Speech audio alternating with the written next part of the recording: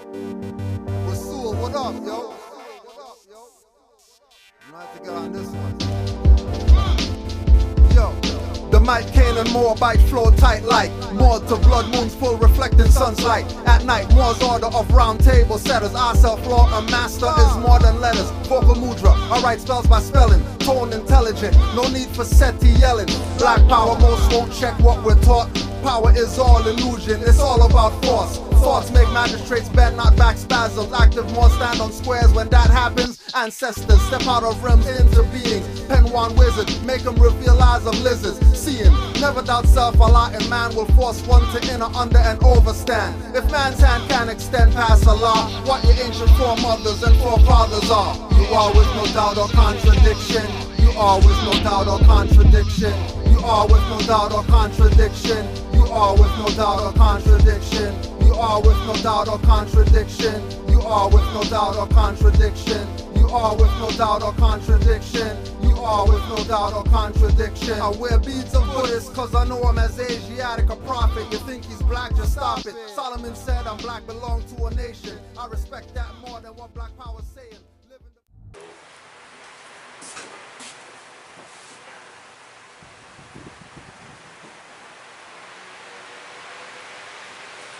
Get started up.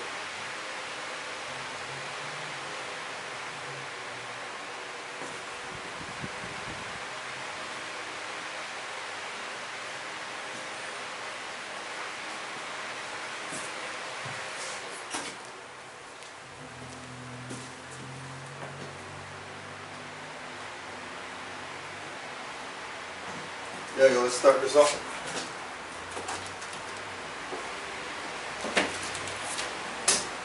Face the east, 5 on the left, 2 on the right. Allah, the Father of the universe. Allah, the Father of the universe. Father of love. Father of love. Truth. Truth. Peace. Freedom. And justice. justice. Allah is my protector. Allah is my protector. My guide. My guide. And my salvation. By night. And by day. Through his holy prophet. Noble Juali. Islam.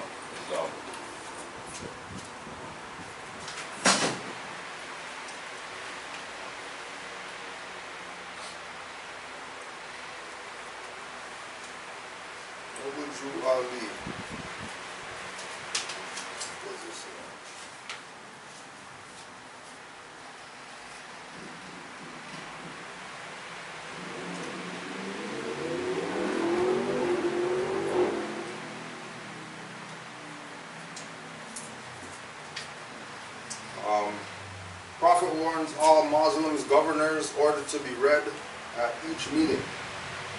I hereby inform all members that they must put an end to all radical and agitating speeches while at their jobs, in their homes, or on the public streets. We are for peace and not destruction. Stop flashing your cards at Europeans, it causes confusion. Remember, your card is for your salvation. Failure to obey these orders will be of severe consequence. We are for love, truth, peace, freedom, and when these principles are violated, justice must then take its course. Any member or group of members who hold malicious feelings toward the temple or the prophet, or to violate the divine covenant of the Moorish movement, will receive their reward from Allah for their unjust deeds. All true Moors, what's up, bro? All true Moors will and must obey the law as laid down to them by their prophet. If they lose confidence in their prophet, they should turn in their card and button, cease wearing their turban and fez, and return to the state where I, the prophet, found you. This is a holy and divine movement founded by Prophet Noble Juali. And if the prophet is not right, the temple is not right. The prophet, therefore, is sending out a divine plea to all true Moorish Americans, to all Moorish Americans, that they do their part in protecting their prophet and the temple. This is an everlasting movement founded by the prophet through the will of Allah to redeem his people from their sinful ways. Noble Juali. Islam. Just push that door through. One thing, since you got your crown now, so what was the vibe with Well, I got a little Getting it out. testimonial. Yeah. Because I know you got testimonial. I got a little testimonial. I know you got I was testimonial. prepared, but I didn't have any, objections. But the treatment was good. But when I got my compared to my last passport, it was electronically signed. And I realized when I went there, I was hoping to get one of our people. Just to I didn't get that, and I said, okay, I got a Caucasian one. But she treated me really nice, and I signed twice. But the second time I reserved my rights again. And then I realized when I got it, it wasn't electronically. Yeah. And the book is bigger. I did it for 10 years, but the book is bigger with all the history. And then on the thing here, it says national. So I was wondering, you know. Oh yeah. But the thing that they didn't use the electronic, you know, usually it's electronic. They left that out, and the book is a little heavier. Right. And they put all the history and all of. And then you could put your all right, because before they used to do it. No, my last one I gave in was electronic. Electronic. It was down here. In on this part, but I realized that she made me do it again.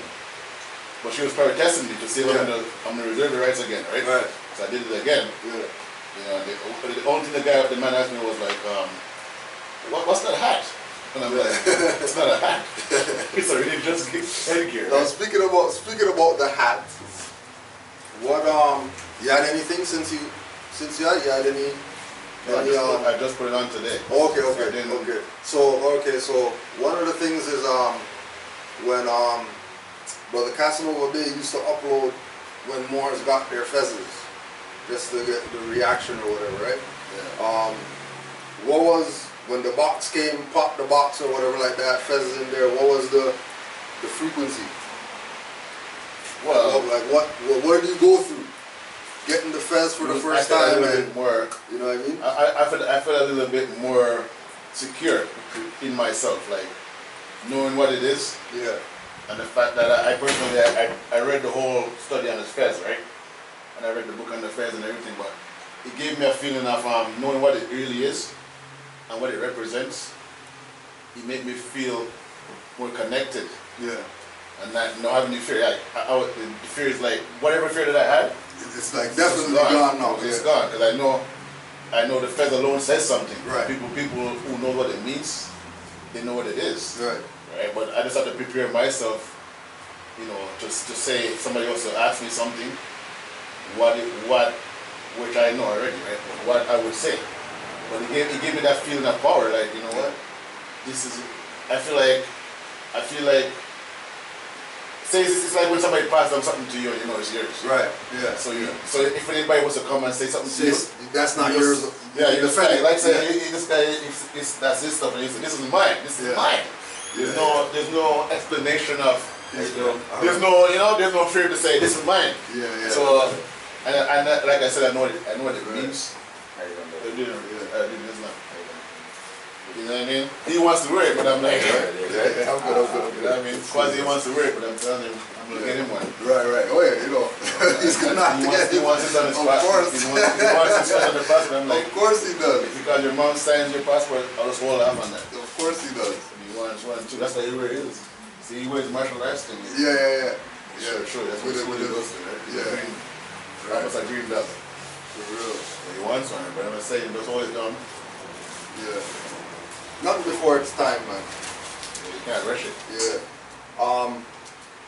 Before we go into some stuff for today, we wanted to send our condolences to all the followers and the lovers of Elder Dick Gregory, who passed away yesterday.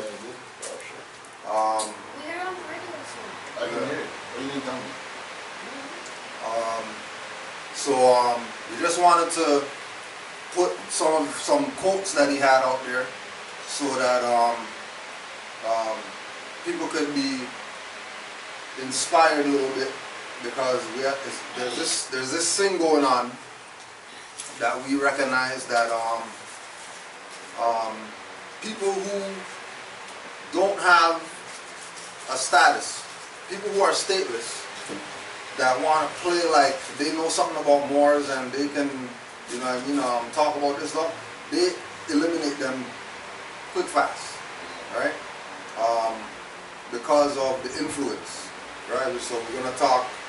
If we go back, we can talk about. Well, first the standards is noble duality. Moors being upright, independent, and fearless. That's the standard. So anybody who's on that plane right there, know that they have something to do with our movement, right?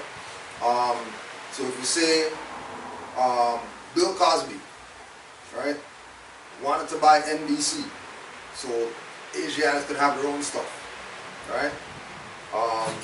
They killed his son and did everything else that they were gonna do to make sure that he's out the way, right? So Bill Cosby they got. Yes. Yeah. Well, I said, long time I see you. What's the next movie? Family reunion. Yeah. Family reunion. It's my son, you know. Yeah, It's my little good. boy. That's Yeah. That's the plan. Russell. That's the my plan. little boy. Yeah. Yeah, how are you, son? Straight. He's that big, man. Yeah. Yeah, man. Welcome, guy. We can say Michael Jackson declared who he was. Mikael start talking about Sony and all that stuff, Devils Run That and all that stuff, eliminated. El Haj went to talk all the black kill crackers and all that BS, went to Mecca, came back, started pushing, well, let's go to the UN. He went, got all the so-called, not all, but he got 13, 14 or whatever, quote-unquote African nations to back his position to bring all the quote-unquote complaints that the blacks had to the UN, get him out the way, right? Martin came up, same thing. Start revealing the secrets about mountain tops and start talking metaphysical and stuff like that, get him out the way. Khalid came up, talk about, yeah, I'm a Moor and all that stuff, I trust that I'm a Moor, I know that I'm a Moor, that got him out the way, all right? Dr. Sebi came out, said that he honored noble duality, said that he knows all the stuff and all that. He even proclaimed that he's a Moor, get him out the way. And now, Dick Gregory, who people are going to say, well, we know him as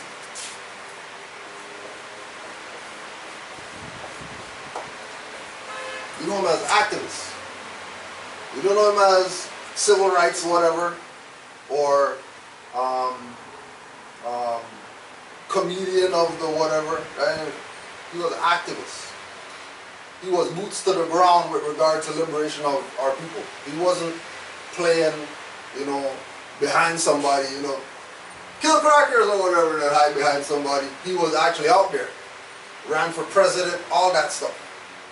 So he has a certain level as far as his track record. But because of the black illusion, the people who claim that they follow these people never really honor them like how they're supposed to honor them. Peace, Mark. Right? They never really honor them how they're supposed to honor them. Right? They keep playing this. They keep playing this. Right? So we just wanted to put some. That's good. Alright, Cujo, you good? Yeah, I'm chilling. No, all them are good. So we just wanted to put some quotes out that the brother put out there, just so that we can have a a little perspective as to where his mindset was at for real. Not the stuff that you see him talk about on platforms that's gonna lead toward the BS that's gonna keep our people in mental servitude. So he said, Cedric that punk, speaking about Cedric the Entertainer, Cedric that punk in Barbershop spoke BS about Martin Luther King and that Rosa Parks couldn't get up, that Rosa Parks couldn't get up, Islam fam, because her fat ass was tired. Right? So we were punking all these entertainers or whatever like that, just based on the strength of entertainment, or let's say not even entertainment. Conscious entertainment is not liberation. Conscious entertainment is not liberation. Conscious Islam form. There's no other race in history but ours that looks at entertainers as their liberators, or athletes as their liberators. Only us, only we do that. So when you go look at all the different people in the world that are fighting for liberations, majority of their liberators are, you know, activists, politicians, whatever, things having to do with liberation. We got Kaepernick, is who's the, you know what I mean? Beyonce, because she went on and wore black leather, put their fists up or whatever like that, makes them somebody that we should look at like, oh, they're for the liberation of our people, right? Dick Gregory was doodling on all them people, and anybody who's running with that as a reality, that, oh yeah, the people who entertain you are your liberators, right? Black people's histories did not start with picking cotton. All these are Dick Gregory, I remember.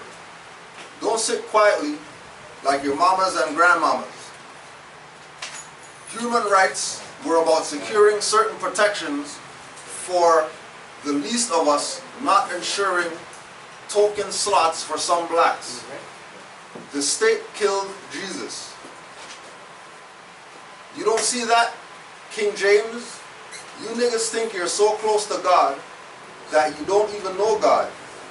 King James hated women so bad he killed his mother. Love is man's natural endowment, but he doesn't know how to use it. He refuses to recognize the power of love because of his love of power. Last time I was down south, I walked into this restaurant, and this white waitress came up to me and said, "We don't serve colored people here." I said, "That's all right. I don't eat colored people. Bring me a whole fried chicken." If all you can do is judge a person by their appearance because you don't have the spirit to judge someone from within, you're in trouble. One of the things I keep learning is that the secret of being happy is doing things for other people. In the United States, the Constitution is a health chart left by the Founding Fathers which shows whether or not the body politic is in good health.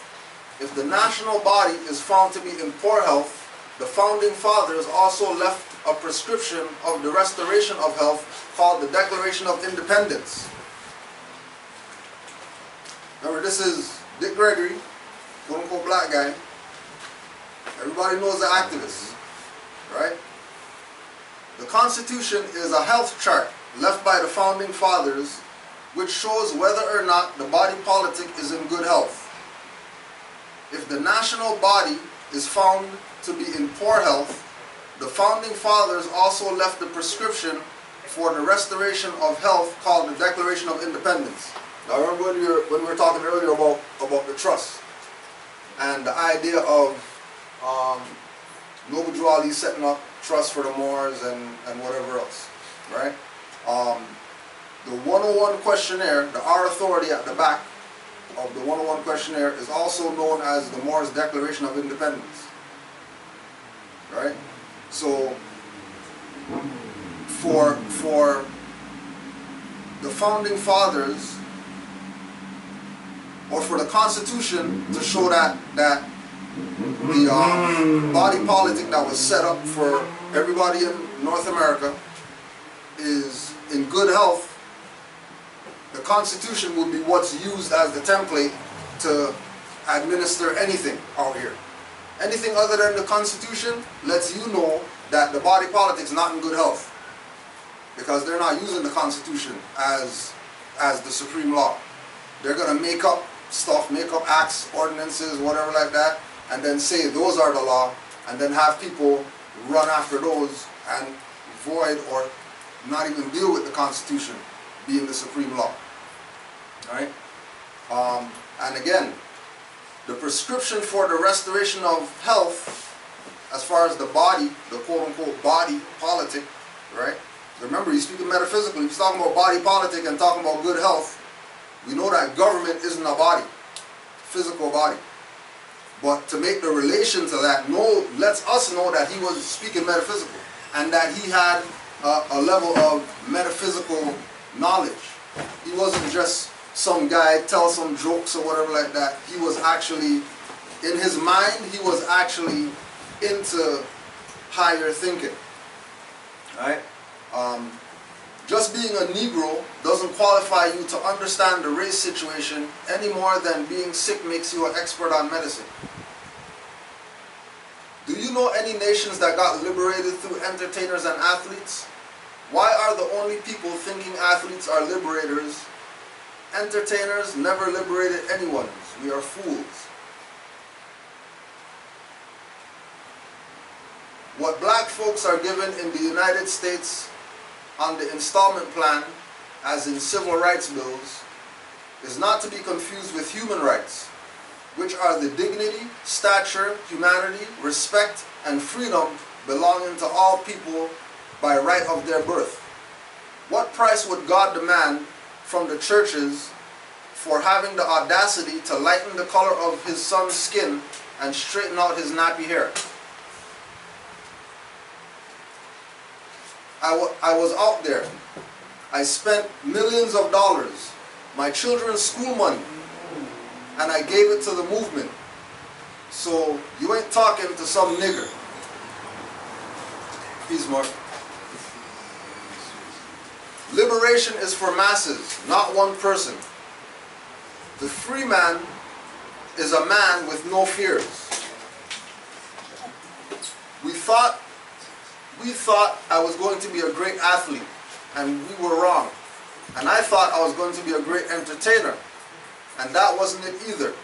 I'm going to be an American citizen first class. And this is from 2007, January 22nd. Let me start Black History Month a few weeks early. Barack Obama has plans of running for president of the United States. But will he be the first black president or the 8th black president? I know this posting will stir controversy, but George Washington was not the first president of the U.S. Let's take a look at history. George Washington was really the 8th president of the United States. George Washington was not the first president of the United States. In fact, the first president of the United States was one John Hanson. Don't go checking the encyclopedia for this guy's name.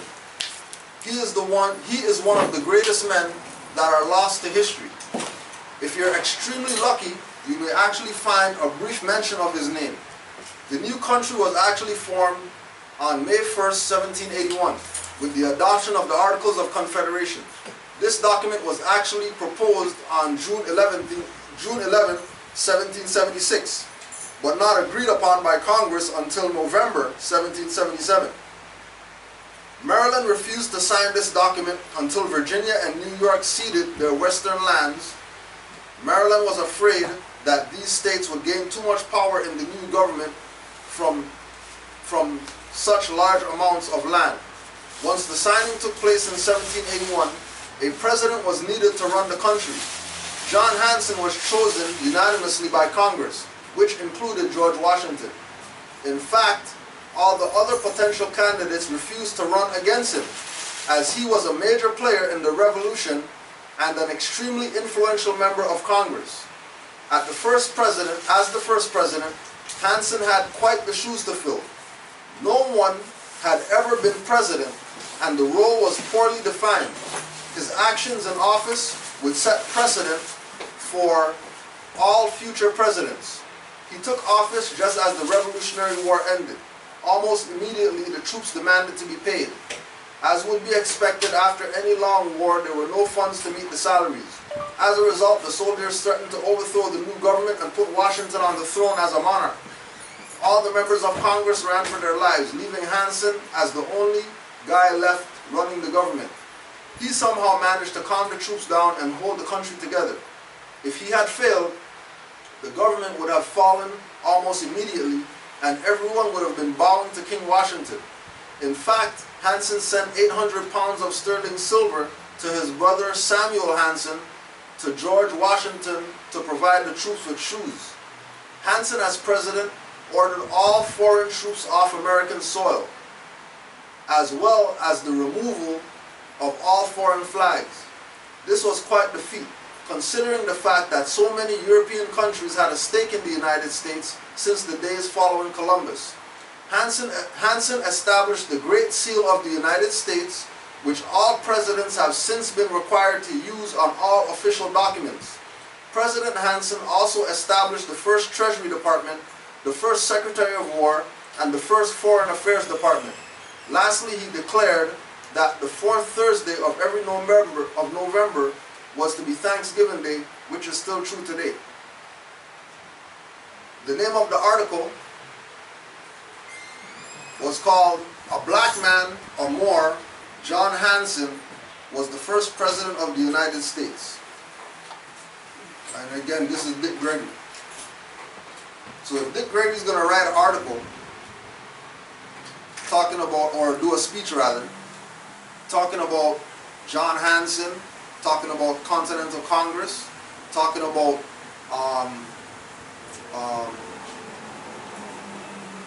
Charlottesville, North Carolina, all that stuff, and the connection that all this thing has to the Moors, then the people who claim that they honor him or whatever, they, you know, should be down with what Moors are down with.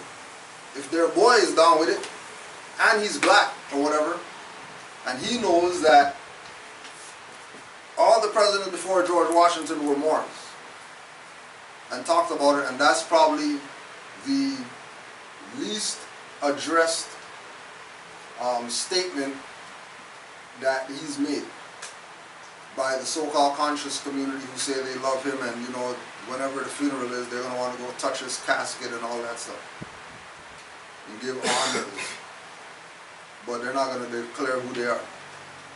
They're not going to honor him by tying themselves back to these Moors who assisted in founding over here.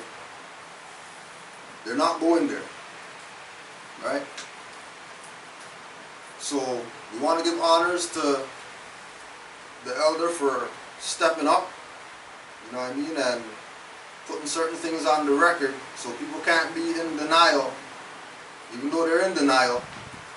But you know, we know that's how it is with our people, right? You know, Dr. Ben wrote books on the Moors. These people love Dr. Ben and all that stuff, and every year they're going to honor him, but they're not talking about declare that they're Moors. Even though Dr. Ben out of his own mouth said, we are Moors. We called ourselves Moors. We had this, we had that, we did all this stuff, wrote books about it. Arabs are Moors, Africans are Moors, Asians are Moors. Call everybody Moors, except the European. And then our people are everything but Moors. But they honor these people. Right, Brother Mark? I was just going to ask, what year, date, what's the date on that speech or that? 2007. 2007. 2007. Yeah. Right? I remember the video that I showed you about. Yeah, that's the same. That's from the same. That's from the same. Yeah, oh, okay, yeah. Okay, that's the same video. Yeah. For the video, it's called Dick Gregory in Hotlanta or something like that. Still can't find it. Yeah, Dick Gregory in Hotlanta. Yeah, and like Brother Amari saying, you know, for whatever reason, you have to hunt for that video to find that video. Like you have to hunt. You're not just gonna put that in and then it just pops up in the, you know what I mean? Like you have to actually go through and hunt. Which again, you know, why that one?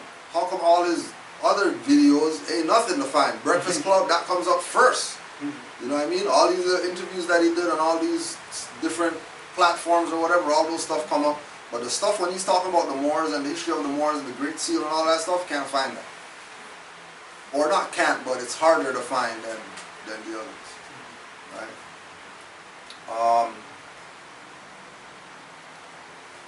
We'll just hit up some questions. There was a few of them that came in. Islam, peace and blessings. Brother GS, Cujo, and Canaanland assisting with uplifting fallen humanity. I caught the bill with NC Moore's where I domiciled, asking if you can provide contact. Oh yeah, no doubt. We'll get you in touch with those Moors. No doubt.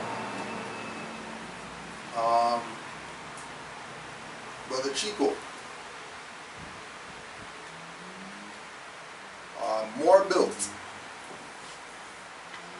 Life-altering, revealing, and threatening experience on the 13th. Would like a normal phone conversation with Cujo. I feel your brother you can talk to. I cannot do much of this internet stuff, so somebody's going through whatever. Haven't forgotten about the Moors Credit Union. We need this. Moors, you can have land, credit. Let's see what we can do together to get this required land property, and do not forget in case I do not make it. So again, just a reminder to the Moors about the Moorish Credit Union on Unity Temple 14, Unity Temple 14 at gmail.com. The Moors have got to the stage of they need to get, I think it was 400 surveys or something like that in order to go to the next stage of this credit union process.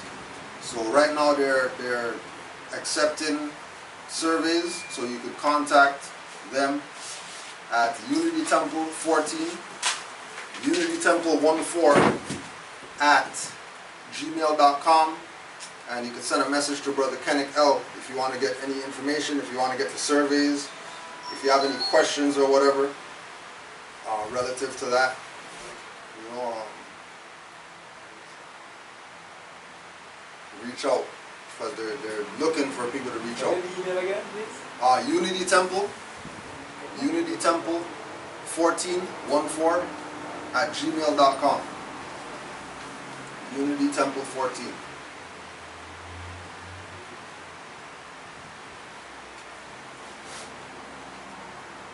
Why do Moorish people in the Americas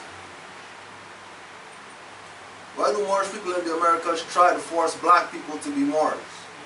Even your prophet says you must propagate the faith of Juali in America. If you have race pride, join the MST of A. So, if you have race pride, actually let's just see what he meant really.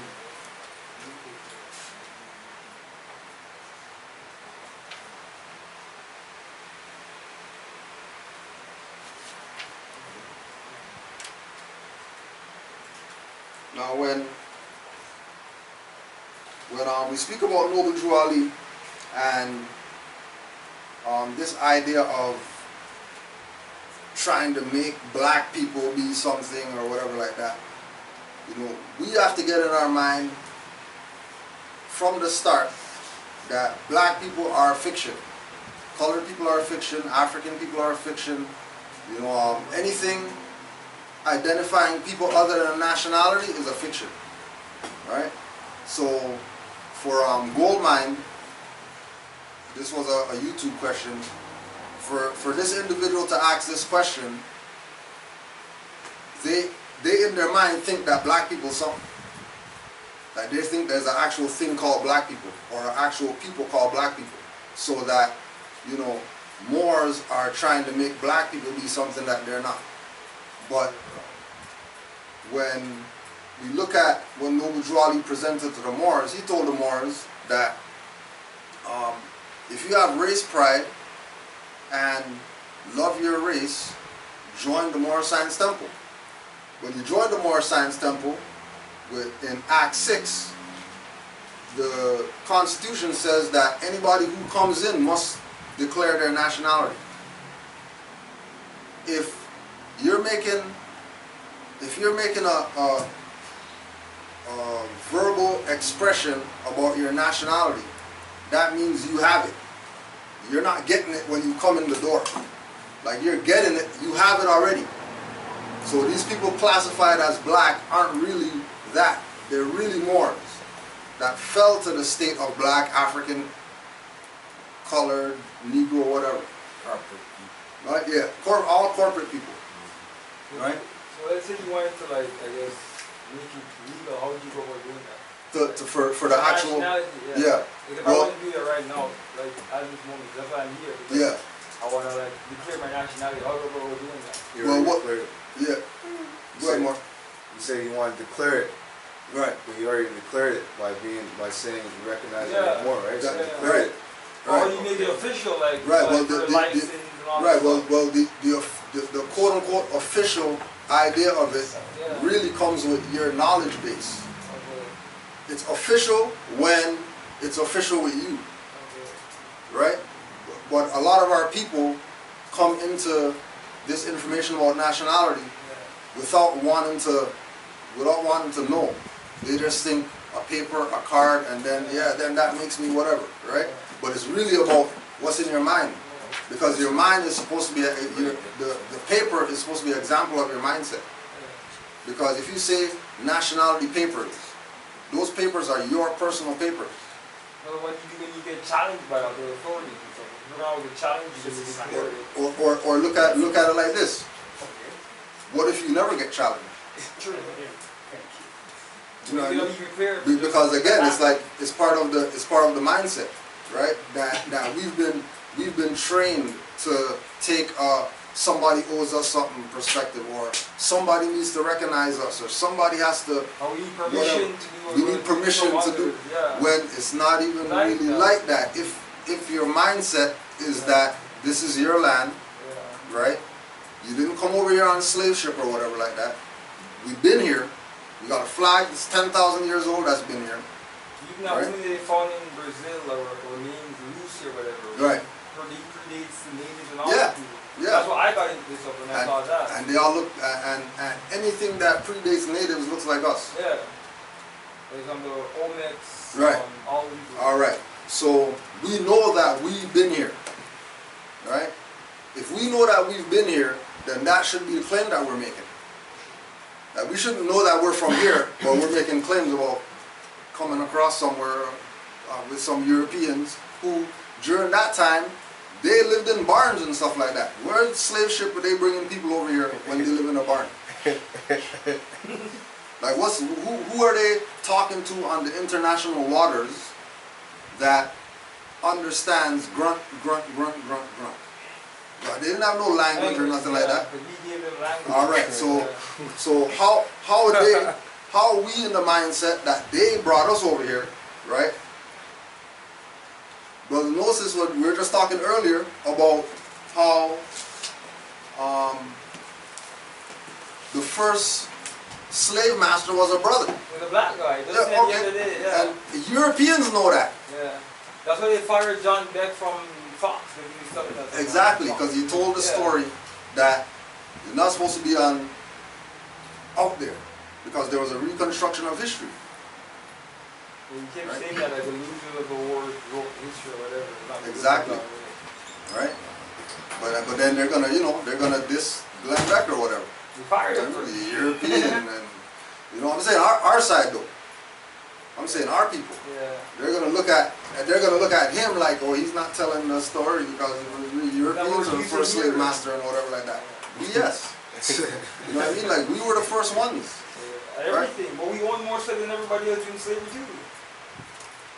So how is it that we don't get it? Because our mind is on don't think as a people. Right? We're religious, that's our problem. Right. But again, what's religion? And religion isn't what we see going on in church or synagogues or mosques or whatever like that. You know what I mean? So again, it comes back to that lack of having information. So if we don't have information about who the Moors are, but we have all this information about black people, but we have no information about the Moors. When Moors gets presented, black people are going to be defensive. But I mean, with that, it's out there, just really go and search for it. The information is always there. And the people, you know what I mean, again, come back to the thing. They got information in their palm right now. but they want to play video games and Snapchat and Instagram and World Star. do these things, World Star, and do these things that aren't amounting to mind going that way. You know what I mean? Everything that they do on this thing, that's at their fingertips, is about downward spiral. And they know this. This is why they push those stuff, but then they test the people by saying, you know, well, next month we got a new one coming out, you know what I mean? Galaxy 27, right? They're just gonna keep going up. Right? But it does the same thing as 26, 25, 24, 23, 30, whatever like that. All it has is more memory. That's yeah, and they probably changed the software. and they changed something in there, you know, the case is red instead of orange or whatever, right? And then these people are talking about 5,000 for a phone, and we, oh yeah, let me get one of those or whatever. They're stay in line for over. Yeah, right. Let a line or whatever like that. Sleep over at the store to get a new phone and all that stuff. All those things are things that the establishment puts out to see where the people are at. And once they know that people are Negro black colored, dumbfounded, then they're gonna rate them forever. But that's all they do with those people. Go in their pockets, whether it's tickets, whether it's taxes, whether it's consumerism. Our people are the biggest spenders. Always. Every day, all day. That's all they do. Spend. Right? And then have nothing to show after. I read something that NEC makes about over $1 trillion just off of us. That's crazy. Just off of NEC alone. NEC? Yeah. Just that. Just that. Right? George got a lot of I Huh? Yeah. Oh yeah. I indulged in that. And then If I the want thing the is, card, right? it's the How things does that- that getting it? hmm? I want the card. Not Yeah. Again, it's mindset. I indulged. Because to have if we say you like sports? Yeah. All right. Here's a bat. Yeah. Let's go play. But you never played baseball before, or cricket, or whatever a bat is used for. Like it's just something you got. Yeah. It serves no purpose. Like it's just something that you got. You know what I mean? We want people to get into the place of nationality is your mindset, not the card, not the papers. Nationality is how you think. Nationality is, are you sincere? Do you have a good character? Nationality is, you know, could we pull somebody off the street and you explain to them what being a Moor is? You know what I mean? Right? If people aren't there, then they shouldn't have the instruments. You know what I mean? No different than majority of people who are quote unquote, you know, from the islands or whatever like that. They learn to drive sitting on their parents' lap or whatever, with no seatbelt in the front seat driving. They push the freaking thing and you freaking steer. That's how I learned to drive. You sit on the lap and then you steer. No seatbelt, nothing like that, no license, nothing like that. Right? When you get old enough and your feet could touch the stuff, then they freaking let you go in the car and then you can go on the back road or whatever. Drive up. About that. Yeah. My son, when I used to get visit when he come to my shop on weekend, Yeah. one day he's in my lap and we roll into the main street. And he said, Dad, why don't you sit over there and let me alone sit over there? Because see, I do it alone. Yeah, yeah. I said, okay. So I moved. You can't touch the pedal. Yeah. He's too Yeah, small. too short, yeah. 2 years later, one day he come visit again and he goes in the van, his foot touch the pedal. We run into the shop. Daddy, my The foot foot could touch touch. the pedal. Give me a try. So I Give me a went try. back out with him, Yeah. foot touched the pedal, and that was it. That's it. Just the rolling sin. Right? Never So, forget. you know, there's it's nothing far-fetched or nothing hard to get with the card or whatever like that, but that has been the pattern. That people just get the card without no knowledge and then go out here, you know, this is why we read the thing earlier with Joali saying, you know, don't flash your card to European. I mean, Maybe it's not for like over 2 years. Yeah. Like, Yeah. So once you're, I mean, like we say, your spirit's gonna tell you when it's time for whatever it is. You know what I mean? Whatever it is, spirit's gonna tell you. Whether it's walking in the door, whether it's getting a card, whether it's, you know what I mean, fighting a ticket. You know what I mean? Proclaiming your nationality, your job, whatever. Right? Spirit's gonna use you. Yeah, so what if you want to proclaim your nationality, but you don't have your, like, let's say I'm fighting something, and I tell them I'm a Martian American national citizen. Over here. Yo, we're at the class. Alright. Sorry, yo. Alright, so yeah, so what if you're fighting something, and you tell them you're a Martian American national citizen, but you still have a birth certificate? Like, that's still attached to you. So how do you get that off of you? How do you get that birth certificate off of you? For one of the first things is recognizing that that's not you. That's not yours. Yeah. If I let them know that, and they're still saying, well, you still have your birth certificate, so Yeah, well, you are this person, but you're the de facto. Yeah. And then they AKA you Right. what you want to be with. Yeah, But yeah. that's wrong. Yeah, but that's how it's gonna be under color of law. But Like, you have to remember that. But then let's say like I tell them that I'm a national. They're gonna be Yeah. like, where's your card? Like, we need to see something with your card. And I was No, like, I don't well, have that. I mean, it depends on what it is that you're dealing with. Like if you're not dealing with a jurisdiction of record, so like police stopping you because they're gonna ask, let me see some ID, Yeah. or you go to some office or whatever, they want to see an actual thing. The card not even gonna come up most of the time. But what if they ask you like, where is it? Do you have a national identification card? Yeah, I mean, yeah, you And I'd would. be like, It would be. You know, again, it's like if you're gonna be at the stage of doing that, Yeah. like dealing with them on that level, then you should have the Yeah. stuff. You know what I mean? Like, but again, like you don't wanna have it just because you know you realize that there's corruption going on or whatever like that. So I just want to have this, but then the knowledge base isn't backing it up.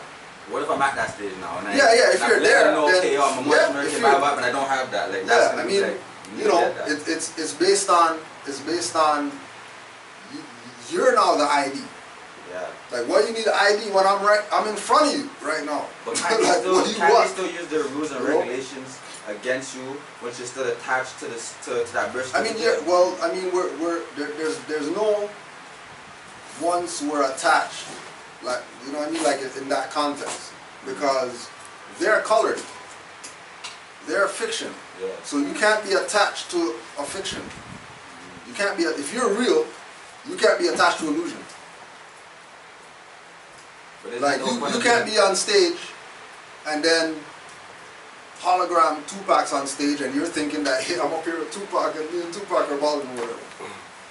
Like that's not what's going on. But That's there's no illusion. point of changing your name and nationality yourself so you could get under, like, So you can get like under use your own. constitutional- Yeah. So you can get under your Yeah. own. Yeah. It's not necessarily to get out of their thing or whatever. That's like I can use my power basically. Right. The whole concept or idea of you making your proclamation is so that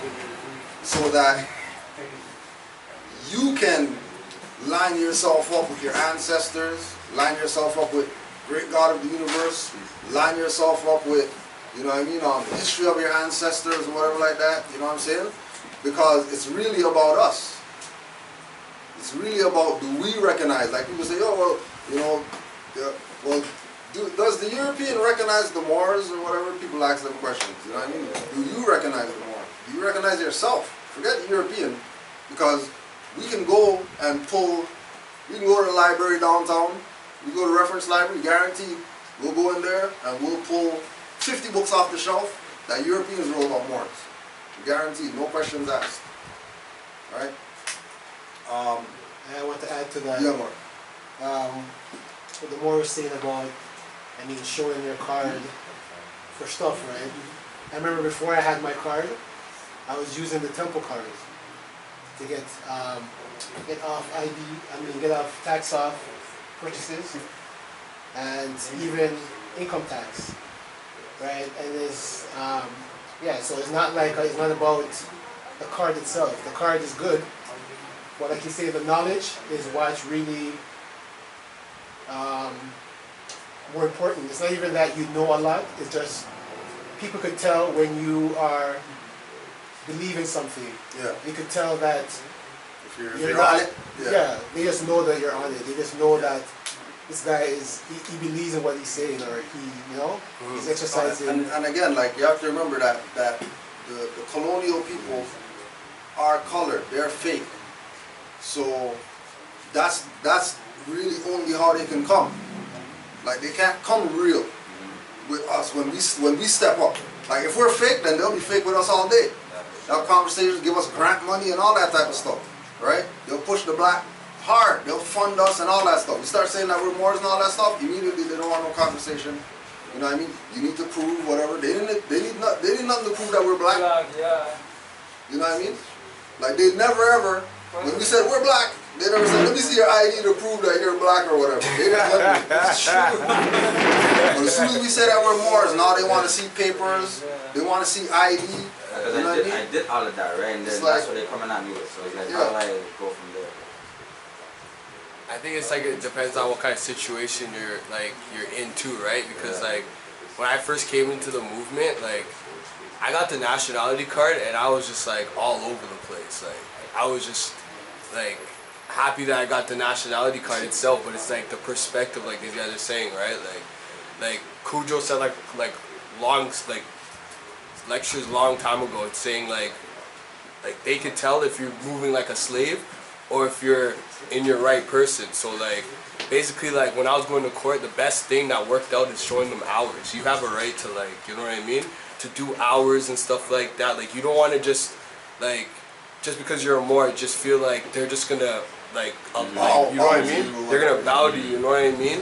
Like you always have a right to like do your hours with the church. It doesn't matter where, you know what I mean. For you, because you're in the right state of mind, bang, go to Cujo or Brother Amari, tell him, you know, write you up a thing to say that you're doing your hours here, you know what I mean? You're not still doing your nigger stuff, you know what I mean?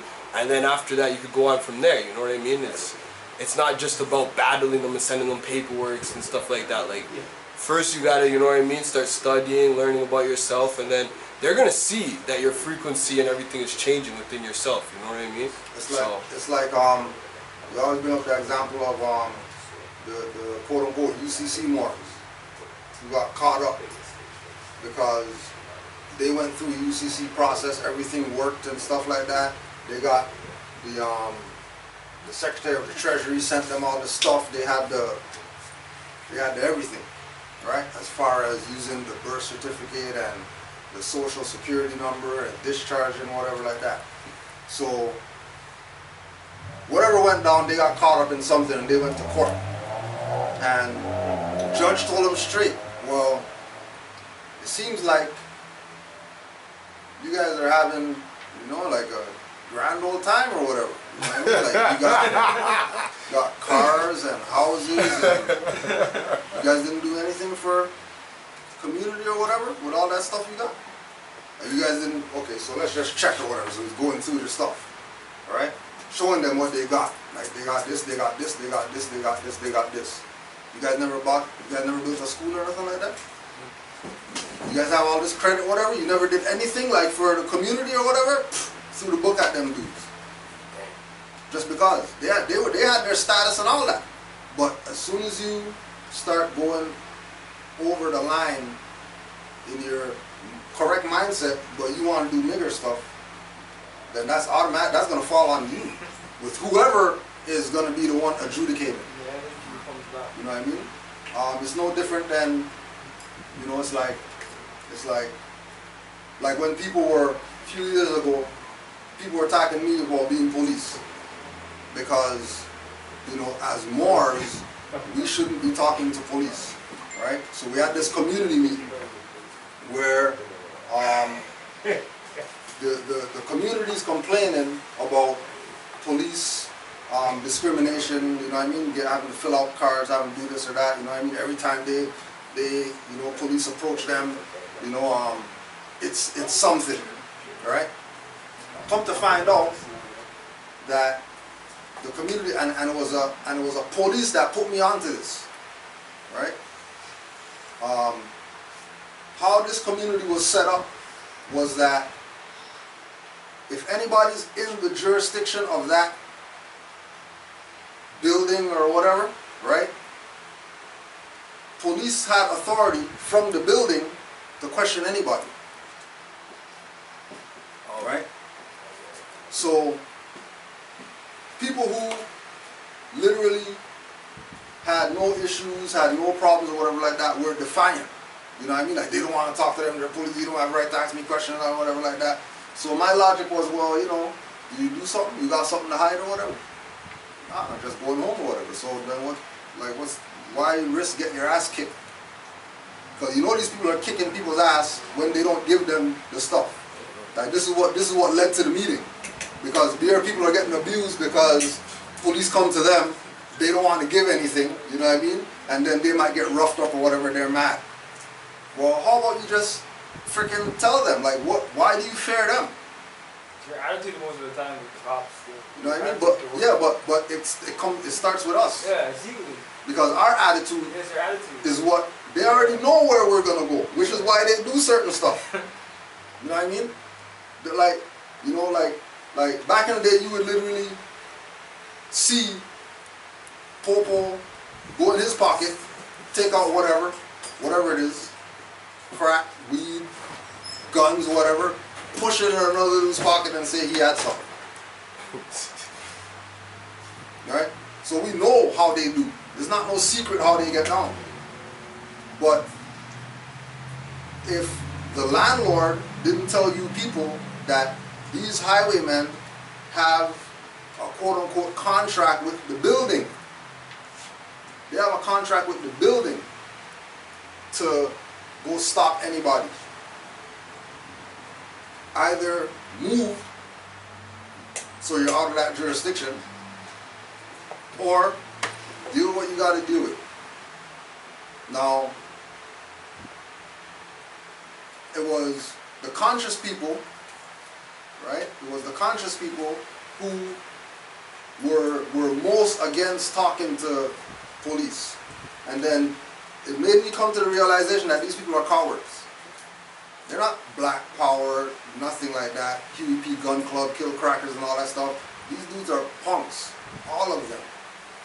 They never stand up to a highwayman, ever. Find Moors. We can go around and we can take a tally of Moors. Every Moor had some type of interaction with a highwayman.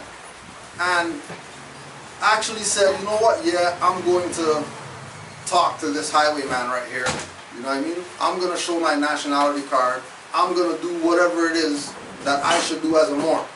I'm not even dealing with these people on their black BS. Right? So it's like, if we're saying that we have the ID, then we should be able to back that position. If we're saying that, you know, we're Moors, we're saying we got a nationality, then we should be able to back that with knowledge before taking out something out of our pocket. And as soon as they go to that position of, well, you don't got something to show for it or whatever, or show me something or whatever, you already know that they're starting to go toward their little protocol that they have to do of make sure that they see something to prove that you're who you are. But remember, that's an even warped mindset, because majority of the times that thing that you're going to show has an expiry date. So that still can't represent you. It still can't be anything that represents you, because as soon as that expires, then you're supposed to be expired. Right? So, and little things like that. You know what I mean? You bring up, well, so are you trying to say that I have, you know, like there's a date of my expiry that you guys know of? You guys know that, then I mean, I might as well bow to you guys right now, call you God. You know? Because every one that we raise up, right, they fall. A little bit more. One more person comes through the door or whatever, they fall a little bit more. Because this is really what it's about. Our people get into the mindset that they're not Negro, black, colored, they're something more than what they assume that they were. And as soon as they get that, as soon as that sinks in that, oh yeah, we have to be the ones to recognize who we are, then stuff's gonna, you're not gonna need cards. There's gonna be so much Moors out here saying that they're Moors. It's like, who was it that got, one of the Moors got kidnapped on Friday. He's in the car or whatever. Actually, no, they got back to the station and the arresting so-called officer is telling him, we're tired of you Moors. They're tired? They're tired. This is the second card that we got like this week. This is the second card that we got like this. You know what I mean? But the reality is that they let the secret out. That they know. They can't say that they don't know, because their own highwayman said, we're tired of you guys. If they're tired of Moors, then that means they must be engaged with many Moors that are giving them nationality cards, papers, or just standing up for their right. Well, in a way that's a good thing, because remember, they used to say, we're tired of you freemen on the land. So there's a movement right here in the sense that our activities are being known now. Right. Whether in a good way or bad way, they're calling us Moors, yeah, as opposed to freemen on the land. Freemen on the land, or sovereign citizens, or whatever. That bullshit. Yeah. I mean, so keep it up, Moors. Islam to all the actual Moors out there.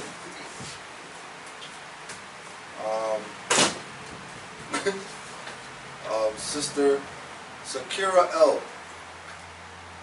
Islam Grand Sheikh.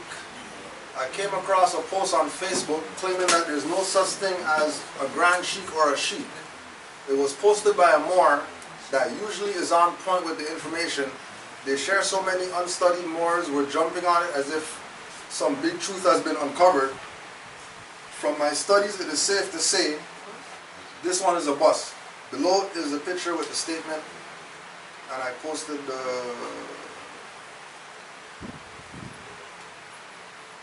okay. I know, so this was the statement that was posted. I know some people gonna get mad, but if you're riding with Noble Juali, then you know the fakers added the Grand Sheik title. Ain't no masters or Grand Sheiks or Grand Sheikesses. This is where a lot of changes and confusions come from. And for those who are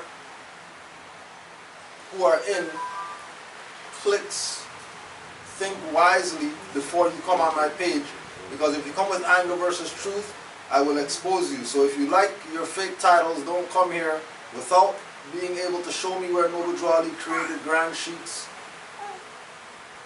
and Sheiks. I study, and then studied some more, so you can't sell me the fraudulent dreams of nationality. I'm declared proclaimed for real, not all that crap the fakers be talking. So, people who talk like this, that they have some type of issue with the temple or positions of the temple or whatever like that, it's probably because some dirty Moor played them, but they don't want to address the dirty Moor that played them. They want to try to make the movement look like it's wayward or whatever like that, when it's specific individuals that have this thing being in this realm of confusion.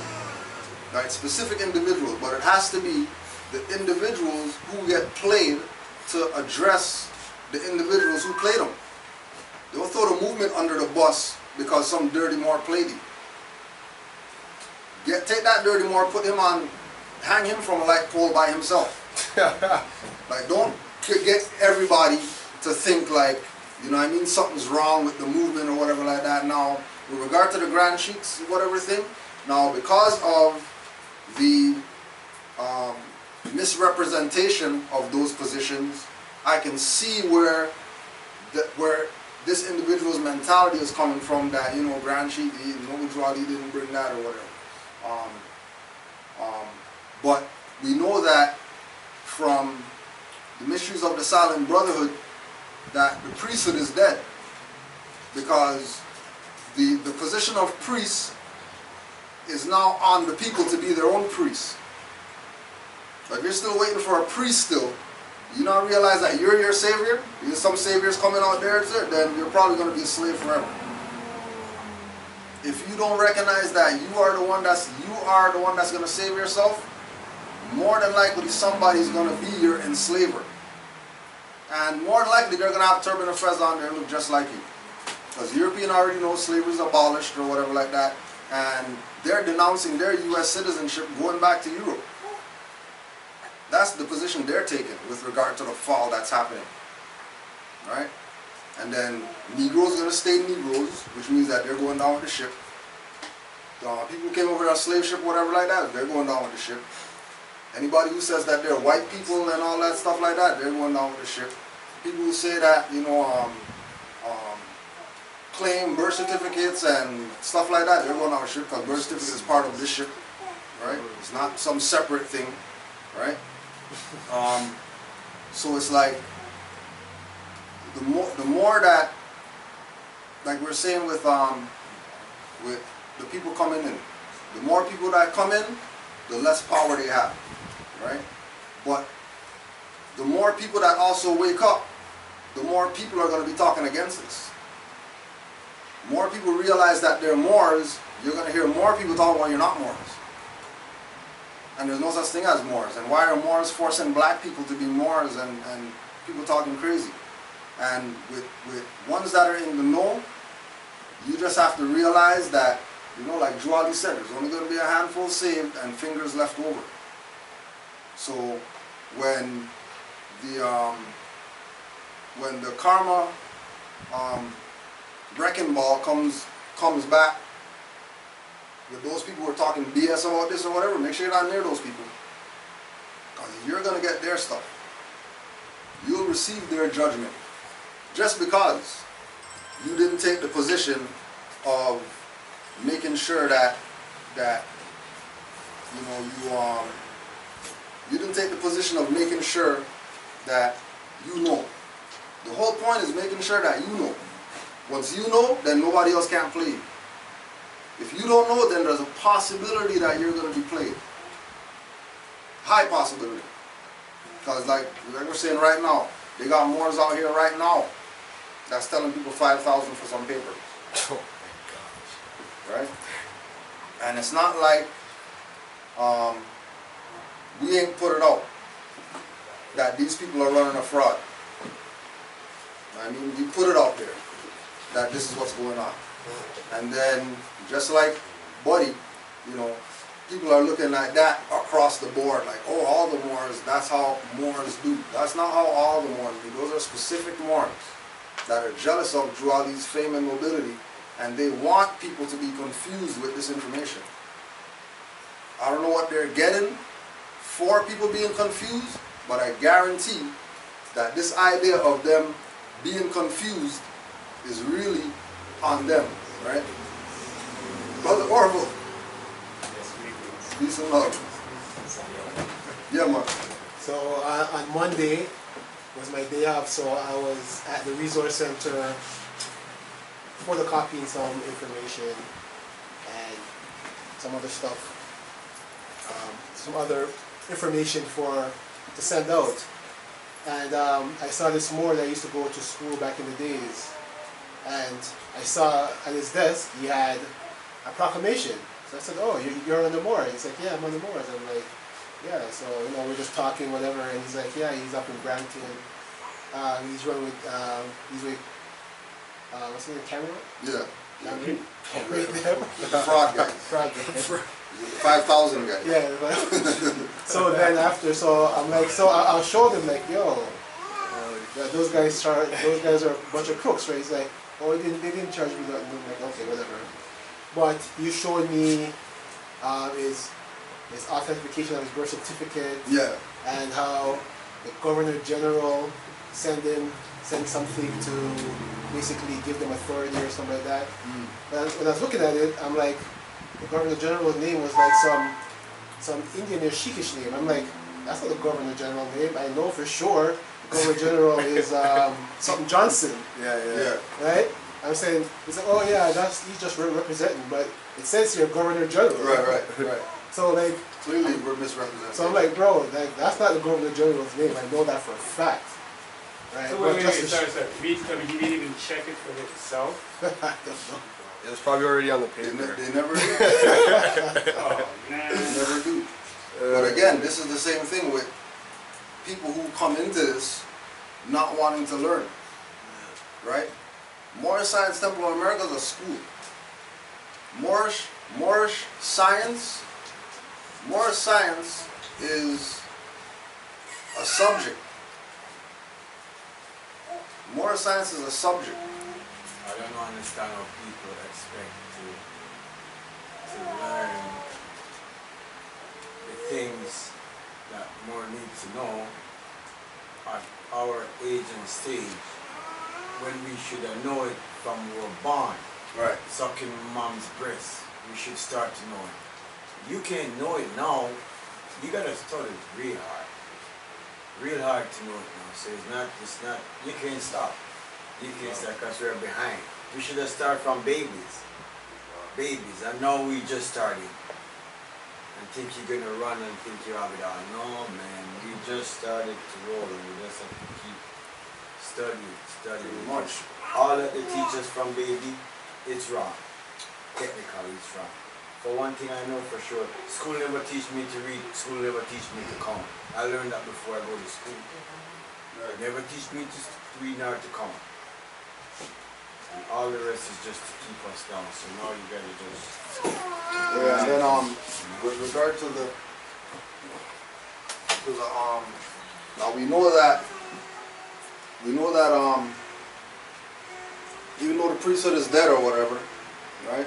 Act 1, Divine Constitution and Bylaws. The Grand Sheikh and the Chairman of the Moorish Holy Temple of Science is empowered to make law and enforce laws with the assistance of the Prophet and the Grand Body of the Moorish Holy Temple of Science.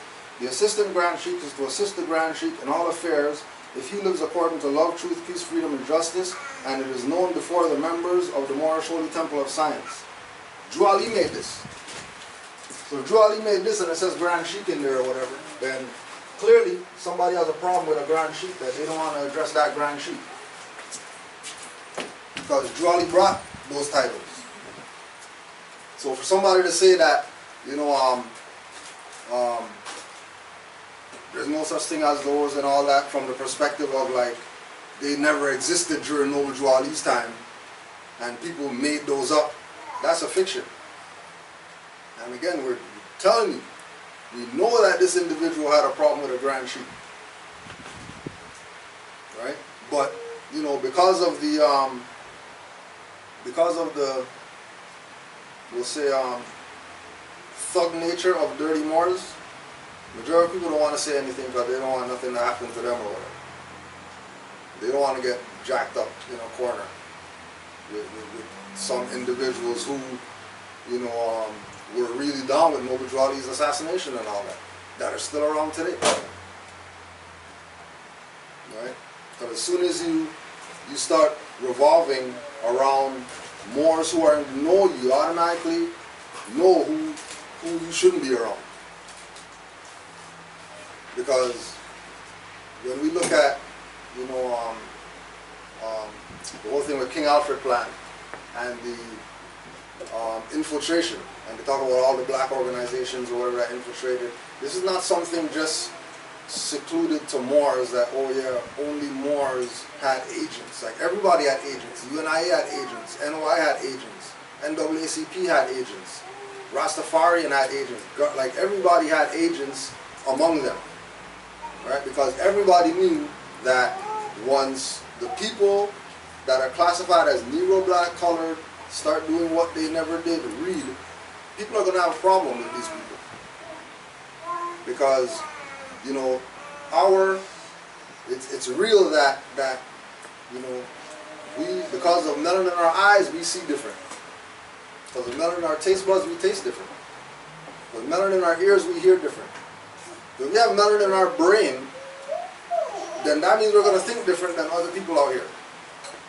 Especially when it comes down to this information. because it is known that this is for the salvation of the mental enslaved masses. There's nothing else that's going to save them. It's either their collateral damage or they're moving towards higher mindsets or higher perspectives, or you know what I mean, they're getting themselves out from the stage where they were that they didn't know or have no idea about who they are into the place where they themselves now know who they are. They don't know because they went to some school or they went to some whatever. They know because they studied. They know because, you know, they went, bought books, they did research, and they're in that place mentally now where, you know, like you're saying, nobody can't, you're not convincing me that I'm not no more. You guys do whatever you want. You guys give tickets, fines, you guys give jail time or whatever like that, it don't matter, still more. Doesn't change anything. You know what I mean? But again, it's with our people.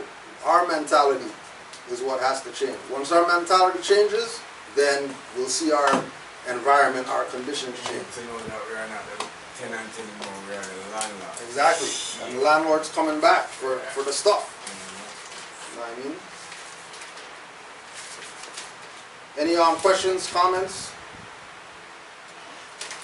No questions, everybody? So in the scope of studies, Yeah. so for example,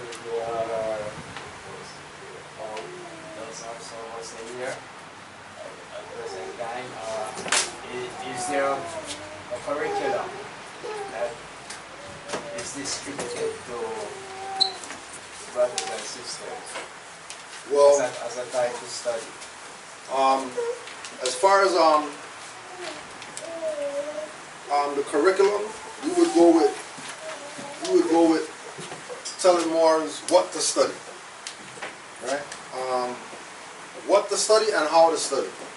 So we'll start with how to study because majority of people don't really know how to study, right? So that's why we got the booklet, the How to Study booklet.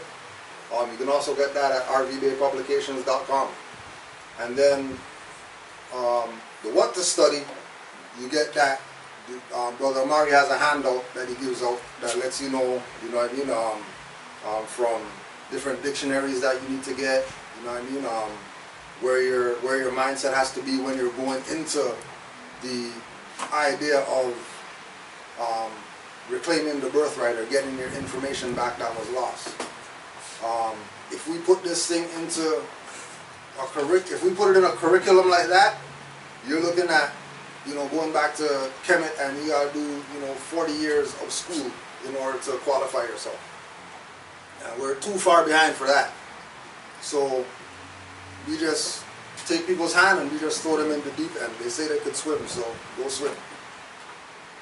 And whatever information you get out, that's for your personal coming into your mindset. Because, you know, if we take the curriculum perspective, we're telling you what you have to know. But only you know what you don't know. We don't know what you don't know. But you know what you don't know. And we can give you the reference points of where to go to retrieve what it is that you don't know so you can fill in what it is that you don't know. Because we can tell you, we can, you know what I mean? But again, if we say curriculum, then we're talking about every book right here, every DVD right here, DVDs that aren't here. We're talking about RV Bay Publications, going through all of the tabs. You click that, then whatever that opens into, that's curriculum in its own. Then the top of the page, all the highlight stuff, that you can click that, we'll open those, that's curriculum. Right? We didn't even go into like you know, the dictionaries. We didn't go into the history books.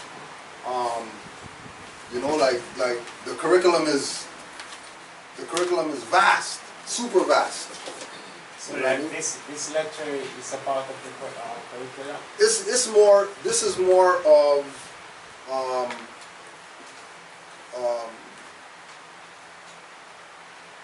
giving some aspects for people to consider.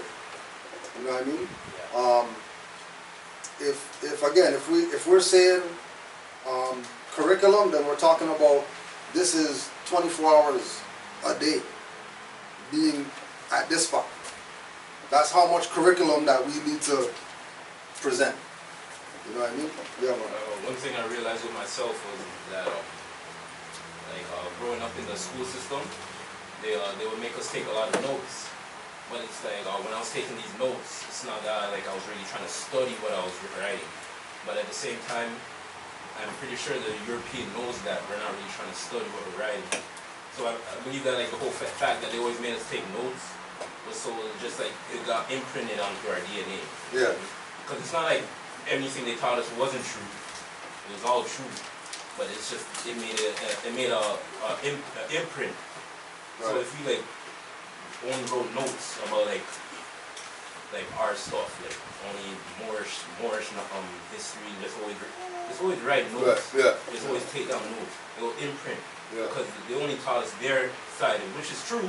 It's in our DNA. All of that is in our DNA. It might not be right into mine, but we want to have that imprint, and they only imprinted their history. Right. So it's we have to just go. We have to imprint our own. Notes and just keep writing notes and imprinting our own stuff. Yeah. And you know, with once studying becomes fun, then you realize that everything's part of our curriculum. There's nothing that's not part of our curriculum. We don't have any books in here on it, but farming is part of our curriculum. You know what I mean? We don't have any books on it, but you know, mechanics is part of our curriculum. Electronics is part of our curriculum. All these things are part of things that, you know what I mean, we can have and use in order to benefit ourselves, to which is going to benefit society. Because everybody knows that, you know, whenever society reaches to that point where, you know, people are rapping about mollies and, you know what I mean, wearing skirts and doing crazy stuff, when society gets that low, the Moors are going to come back to bring these people out of the Dark Ages. It's just what it is. When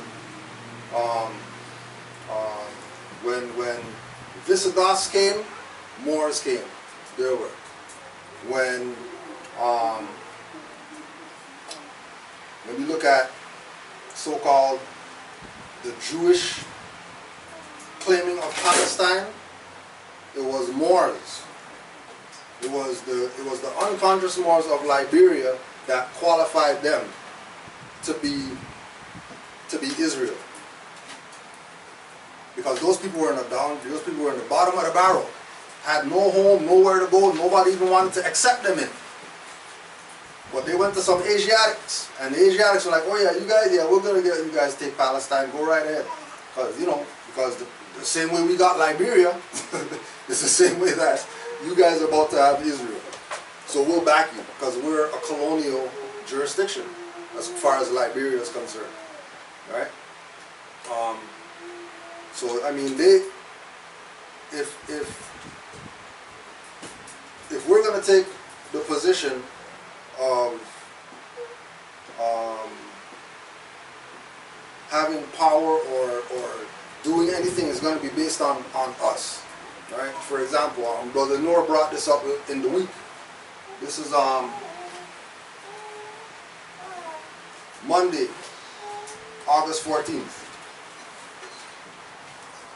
Monday, August 14th. I can't decide if I love or hate my status card. For as long as I can remember, I've carried around a piece of plastic that was created to make me different from everyone else. It's called an Indian status card. And to this day, I can't decide if I hate it or love it. Formerly called, like she gives it up in this article, right?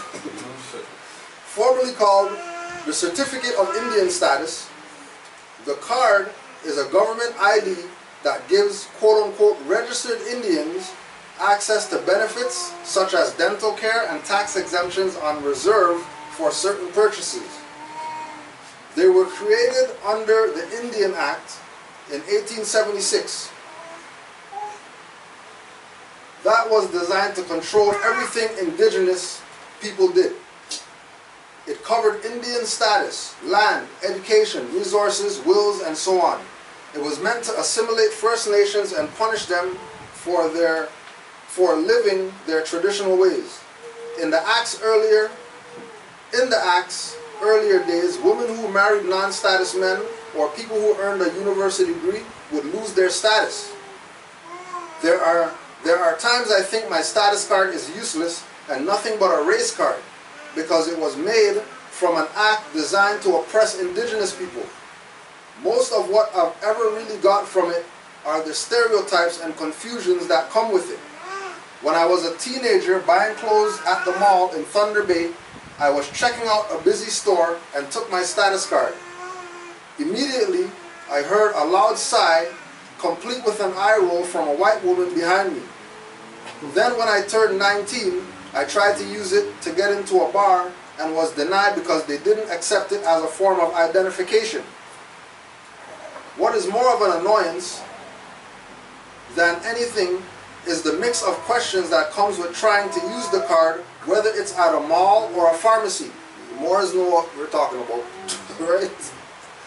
There's usually a hesitance or a "what do I do with this" look that comes across the store clerk's face when I present it. Some businesses don't know what to do with it at all, and I've been told plenty of times that places simply don't accept them. Right? That's what we're talking about with, you have the card, you go to the place, put it down, they're like, we don't recognize that. And then Moor's mad. They want to sue a store because they didn't recognize their stuff. When 2 stores down, they go to that store, 2 stores down, and get the same stuff that they got in this store and they deny, but they want to sue somebody. Right? Because like, you sue when there's no other options. If there's other options, then suing you just pick the other option. Because they're the ones that's losing. Because their world is based on consumer. People have to buy. So especially like big stuff. Like if I say shopping spree somewhere, all the stuff on the counter, nationality card, no tax. Well, you know, alright, thank you, my stuff back. You guys see, have fun putting those clothes away. Because I don't even care at that point. There's no patronage or whatever at that point. I mean, I've done that before too. With food, especially, they'll go make the food and stuff and they don't want to give me my tax out. I'm like, keep your food then, because I don't want it. Simple. Somebody else gonna eat that. Yeah, that was just a wasted order. I mean, yeah. On them. From them, exactly. No different than, somebody out here get a ticket. You know what I mean? They're gonna say, go pay. Right? Whether it's 20, 40, 500, whatever. You get a ticket, automatically they're in mind, oh, got a ticket, go pay. Right? Our mentality is looking at, well, you know, if we fight it, we're not going to have to hire a lawyer. They are. So if they have to hire a lawyer, that means they have to go spend finance that we don't have to spend. All we're really doing is time. Right? Any paperwork that we have to send to court, it's already done. All we have to switch the name or whatever like that. So it's not really nothing crazy. Change the situation, change the exhibit number, change the offense number, whatever like that. Send out your papers out. You can have that done in a day, 2 days tops from the day that you get the ticket. Send your stuff in. Right? Again, they're gonna have to go get a lawyer, which they gotta pay for that. Right? That's a loss on them. Just the fact that you fought the ticket, it's a loss on them. Whether you win or not in court. The fact that you fought it and they have to go through this process of just not get you to come to the window and pay the $500, they lost. Automatically right there, they lost. Because it cost them. And especially in our jurisdiction, where even if you go to sue in the federal court, that's still colored. Because there's no court like that out here. You know what I mean? Like, everything in quote-unquote Toronto is colored. Everything is a fraud. There's no legitimate anything. The only thing legitimate is Moors over here. And, you know, reputable businesses or whatever like that. As far as government, nothing's legit here. Zero. The Governor General is the head of state for quote-unquote Canada. The Governor General's website themselves, they say that they're de facto. Like they themselves say that they're de facto. De facto head of state. Okay, well if they're de facto, then that means they're not legitimate. If they're not de jure, they're de facto. De jure means legitimate. But they're not de jure heads of state, they're de facto head of state. You go to any one of these courts around here, and you go to the Crown Prosecutor, and you ask them, is this a quasi-court? They'll tell you, yeah. This is a quasi-court. Quasi means under the appearance of, but not really whatever it is. So if they're saying they're a quasi-court, they're saying they're not a real court. So if they're not a real court, then who's? It's because of threat of arms why people take them serious. It's because they'll beat your head in why people take them serious. But if they didn't have guns, badges, or whatever, nobody out here paying no fines if these people say fine. You guys de facto. Who's pay you guys for what? Just like say, cards de facto. We went to all these other places, people don't want to recognize the card when this is government issued. Theirs, the Indian card, comes from Canada government, but then people in Canada are telling them, well, we don't recognize that. What do you mean? Canada issued this. So what are they saying? Are they saying that they don't recognize the card? They're saying they don't recognize Canada. If Canada's issuing the card and people are saying we don't recognize that card, like for us, we issue our own card. So we understand them saying, well, we don't accept your stuff because, you know, it didn't come from Canada. Granted, makes sense. I hear where you're coming from. No problem. Store right up there. They accept it. I'm going to go up there and shop. Forget you guys. Right? You had a comment in the back? Just pertaining to the court question about and then how the Supreme Court for America that's under the Constitution, not the Canada. Right. Yeah. Do they have the power to move cases to any court that's in the United States? Well. So what happens is if you have a case that's going to a court that's not legitimate, you would issue a writ of removal for a higher court to take it out of that lower court and put it into theirs, right? But being that they have this idea of the border and whatever things like that, they're not going to hear cases here over there. This is why, for example, if somebody from Florida comes here, they get a ticket. They're telling them come back here to deal with it. They're not saying, oh, we're gonna move it to Florida so you can have your trial in Florida even though you got the ticket here. Right? No. So because they're on real criminal charges, would it be able to be well, if it is moved, it's not going to be on whoever was guilty. Yeah. It's going to be on the court that's going to say, well, we're moving it for whatever reason that they decide to move it. Right? But again, with Moors, we can submit something. We can submit a writ of removal to get it removed, but you need that next jurisdiction to go to. Whereas here, that's not here, because the municipal court is colored, the provincial court is colored, appeals court colored, superior court colored, federal court colored. Because federal court comes from exchequer court, which is, Roman venue, right? So it has nothing to do with us. And then Supreme Court, they're not hearing anything until you go through all those other courts. And then that's how they get themselves kind of in that position, like everybody's looking at them like, oh, these guys have the Supreme whatever. But if they're Supreme of Canada and Canada's a corporation, then they're not even Supreme Court. They're not legitimate Supreme Court. If they're Supreme Court of Walmart, how they have authority to hear cases or whatever like that if they're Walmart?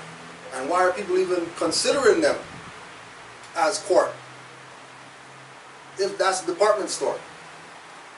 Yeah, because that was one of the questions I've always had. Like, I know Canada's de facto, and then it's like there's a whole bunch of other countries, nation states that's on America that are also de facto. So for ever to have a criminal case, that's really when there's only like one main Supreme Court. Yeah.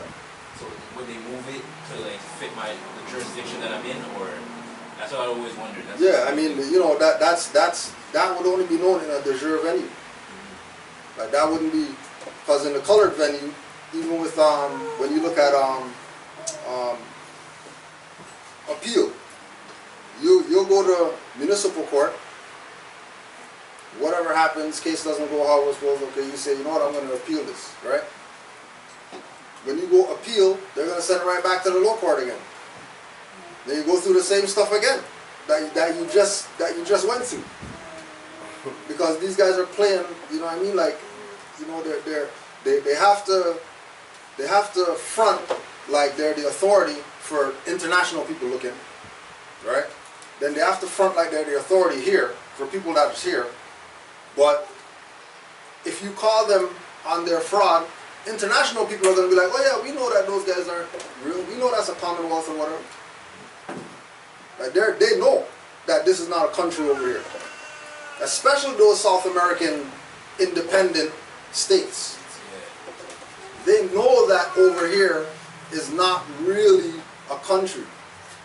They know United States isn't really a country.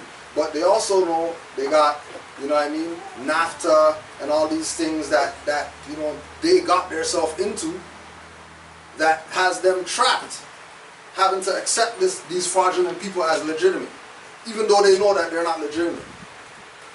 But if they come out and say, well, these guys are not legitimate, then all those free trade agreements, stuff like that, down the toilet. Which is where all that stuff is going right now, because people are starting to realize that, hold on a second, like, these guys aren't real. All these treasury bonds that they've been issuing or whatever like that don't have no value. You guys better start bringing some collateral. And also to expand, like, with like criminal cases pertaining to our treaty, right? Like, we shouldn't have those cases even dealt in their courts at all. It should be dealt within our family, right? And then that's why they dissolve the consular courts, because as far as the Constitution,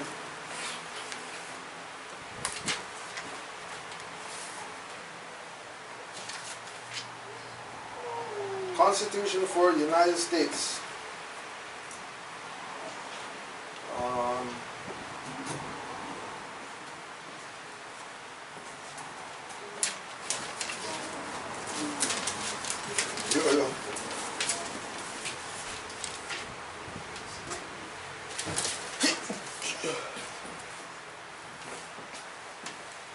Okay, Article 3, Section 1. The judicial power of the United States shall be vested in one Supreme Court, and in such inferior courts as Congress may from time to time ordain and establish. The judges both of the Supreme and inferior courts shall hold their offices during good behavior, and shall at stated times, receive for their services a compensation which shall not be diminished during their continuance in office. Section 2. The judicial power shall extend to all cases in law and equity arising under this Constitution, the laws of the United States, and treaties made or which shall be made under their authority, to all cases affecting ambassadors, other public ministers, and consuls, to all cases of admiralty and maritime jurisdiction, to controversies to which the United States shall be a party, to controversies between two or more states, between a state and citizens of another state, between citizens of different states, between citizens of the same state claiming lands under the grants of different states, and between a state or the citizens thereof and foreign states. That's what you were asking about. In all cases affecting ambassadors, other public ministers and consuls, and those in which a state shall be a party, the Supreme Court shall have original jurisdiction. In all other cases before mentioned, the Supreme Court shall have appellate jurisdiction, both as to law and fact, with such exceptions as under such regulations as Congress shall make. The trial of all crimes except in cases of impeachment shall be by jury, and such trial shall be held in the state where the said crime shall be committed, but when not committed within any state, the trial shall be at such place or places as the Congress may by law have directed. So any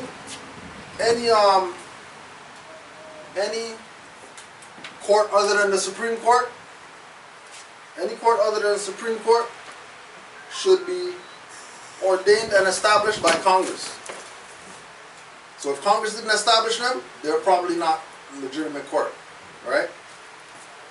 All cases affecting ambassadors or other public ministers and consuls, the Supreme Court shall have original jurisdiction. So as soon as there's an issue with Moors, which Moors are consuls, C-O-N-S-U-L-S, it should be automatically Supreme Court that hears our stuff.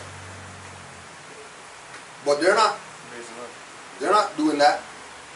When we get tickets or whatever like that, and we say, oh, you know, we send in paperwork saying that we're Moors, automatically they should be sending us back something, say, oh, sorry, you guys' stuff got moved to the Supreme Court, and you need to go deal with it there.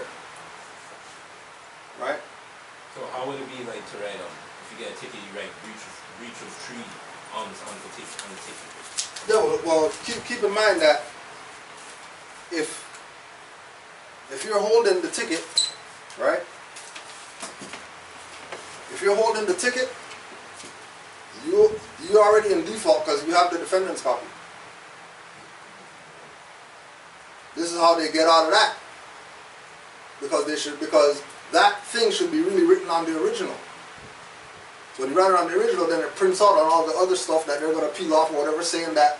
So when you take it to court, it's already going to be on there. When the judge sees it, oh, UCC, whatever, no consent, whatever, oh, we're going to throw this one out because he's not contracting with the court. Next ticket, oh, this guy paid, okay, he pays up, all rights reserved, blah, blah, okay, we're not going to deal with this one because this guy is freaking... This is exactly what happened. Right? That's how it's supposed to run. Don't they give you like that our activity, our name, our nationality, our flag, our, like even when we send writs and we put the flag at the top of the page, that alone tells them they don't got jurisdiction to dismiss this. That's how it's supposed to be. But because of us being late, right, 100 years behind or whatever like that, Jolly came power along, told us about this, we're now getting hip to the game, right? You know, like Moore just got his fez. Jamaica came out the womb with fez on. And his mom, his dad, and his dad, and his dad, and his dad, all these guys should have came out the womb with fez on. Forget B. Mason and all that stuff. Should have already had the knowledge, right? So because of us being behind, certain things we shouldn't expect because of knowledge. You know what I mean? Because we have a superior position as far as knowledge base that we're just gonna say whatever and then they're just gonna yield because we said so. And they know who the Moors are and they put in the movies and they put in so they know, so they should act like they know. Well, not really, because if I was them, I wouldn't act like I know either. The Moors start waking up or whatever like that, saying, fighting stuff and all that. I'm not just giving it up. Especially, you were a Negro yesterday. You're a Negro yesterday? And now you got fez or whatever like that, and I'm just gonna be, oh, you're, oh, you know? Oh, here's all that stuff. Here's all that stuff. You know what I mean? Right? It's, you know, and it's the same thing, like with, you know, people are gonna tell people, well, not even people, Moors, gonna tell people, you know, authenticate the birth certificate, whatever like that, because, you know, you discharge debts, blah, blah, blah, right? Now, if those Moors aren't telling people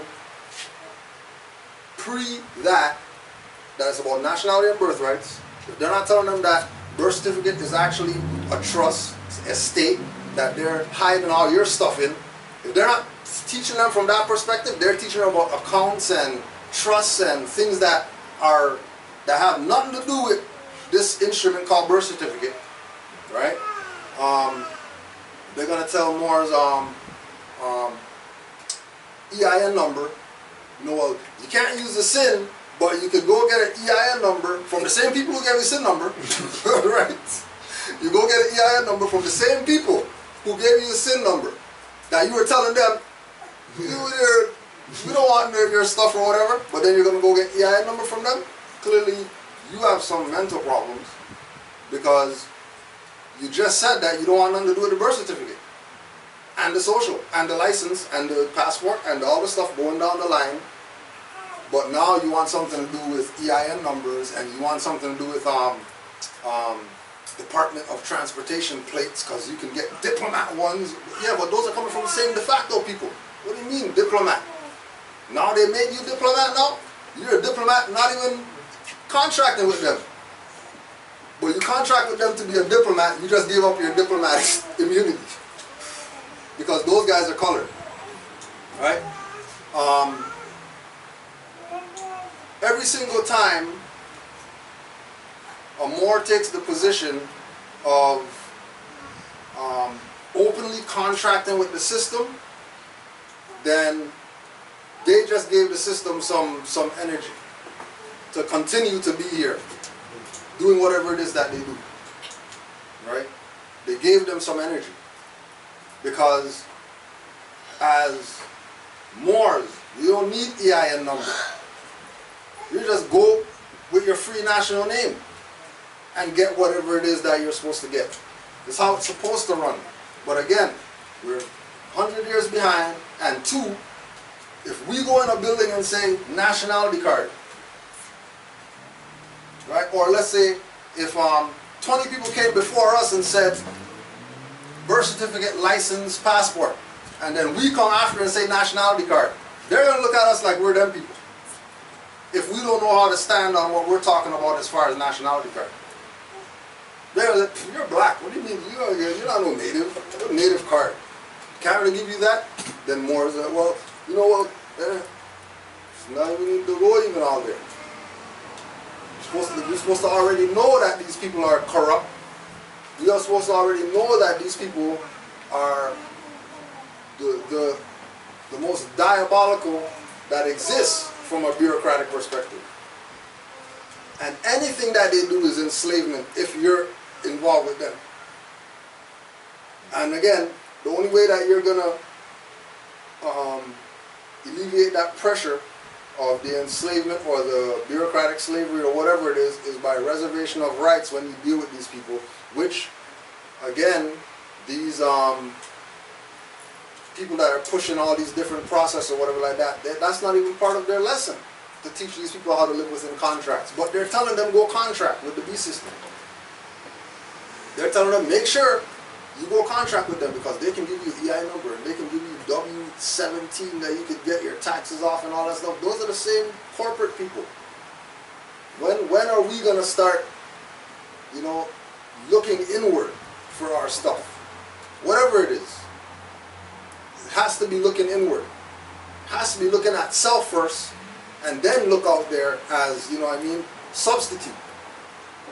But primarily we should be dealing with ourselves, with whatever. We need a job, should be a Moor that anybody's getting sent to go get a job or whatever. You know what I mean? You go to school, should be some Moor school that you go to. You put on a nationality card, you go to school for free because it's Moor school. Why would you pay? But I mean, then again, you know, if Moors aren't of the mentality that, you know, we need to build our own school if we want one. In order to build our own school, then we need finance. And finance is only going to be coming from the people who say that they're Moors. It's not going to be from anybody else. Because remember, just like with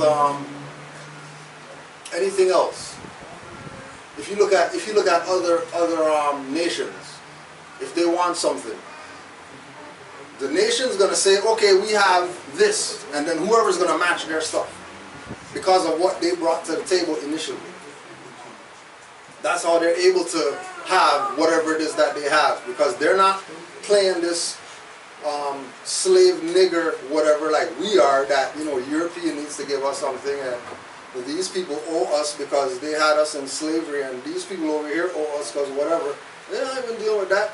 You think freaking Hiroshima begged U.S. for something after they nuked them or whatever? They never asked them for nothing. They built their stuff back after a nuke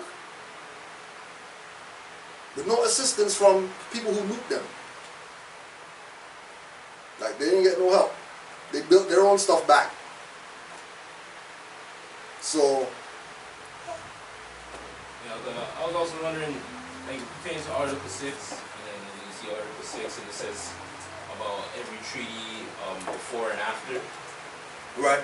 So that, like, when it comes to law, that, like, I'm starting to only look at Article 6 and then the treaty, Yeah. any treaties that the Right. United States, like, signed to, right? Right, but now remember that let me just go there. Remember that in Article 6, all debts contracted and engagements entered into before the adoption of this Constitution shall be valid against the United States under the Constitution as under the Confederation. This Constitution and the laws of the United States which shall be made in pursuance thereof, and all treaties made or which shall be made under the authority of the United States shall be the supreme law of the land, and the judges in every state shall be bound thereby. Anything in the Constitution or laws of any state to the contrary notwithstanding. So Juali told the Moors since the 1900s enforce the Constitution. Right? That was our duty. He brought on different quote-unquote black politicians or whatever, gave them the same message for them to go take to the black people. That supreme law of the land is Constitution. Ain't nothing else for you to talk about if you're talking about law, whatever like that, in quote-unquote United States of America. Like, that's the only thing that we should be talking about. Now, when we look at Noble Drew Ali from 1913 to 1929, and then from 1929 to now, from 29 to now, there's been no constitutional enforcement. So all these so-called laws of any state to the contrary of the Constitution have standing now. Now they have standing. They didn't have standing before, but now they have standing because the people who had the authority, Moors, to enforce the Constitution, to hold these people in check so that they don't go crazy with their little power that we gave them, right? Since we didn't do what we're supposed to do, now they're doing what they're not supposed to do. Because we're the template of what you're not supposed to do. So they're looking at us, well, they didn't enforce the Constitution, so why should we even act on it? Why don't we just make up some, because they're not following the Constitution. Oh, since they're not following the Constitution, why don't we make up some new laws, but really they're the Christian Black Codes and the Negro Acts and the Code Noir and all this stuff under a different name. And niggers don't read anyways, so we can call this whatever, and they're going to be like, oh yeah, that's the law instead of the Constitution. Which is what they're getting beat up with today, right now. That, you know, they don't want nothing to do with the United States and all that. That's America with a triple K and all that stuff. But they're citizens and they have a right to bear arms to defend themselves. I thought you weren't citizens of, like, what do you mean? The right to bear arms comes from the Constitution. It doesn't come from you just want to do that because you feel you're free. It comes from the Constitution that we have a right to bear arms. But then if we didn't enforce the Constitution, where are these people getting this right from? That they're bearing arms? Because they're stateless. License. And then if you go ask them, all of them have a license. All the Huey P. Newton gun club people I'm talking about, who say they kill crackers and all that. But they got a license. From the same slave master who they're supposed to kill with them guns, they got his license. Right? And then again, that's the you know when they show you the clip of the dude comes out, you know what I mean? And he's like, yeah, we're gonna, oh all the guns not working and all that stuff. All of the jammed and, right? That's what our people are going through. Because of them playing this side of the fence and this side of the fence at the same time. Trap themselves. Guns not even working when it's time to kill a cracker. Gun jam. And they didn't recognize that they jammed themselves. They did that. They jammed the gun. You know what I mean? And then they go, the Europeans sold us broken guns and stuff like that. And whatever. Why you buying guns from the European? I thought you guys from Africa, you know, African child soldier people and stuff like that. And you get guns from them. You get a European to get guns. Right? But this is where, you know, like, the teachings or the curriculum, what the Moors present, needs to be something that our people adopt. Because they're not, there's, like we said, if they're saying EIN numbers, that ain't helping them. Because EIN number comes from these same people. If they say,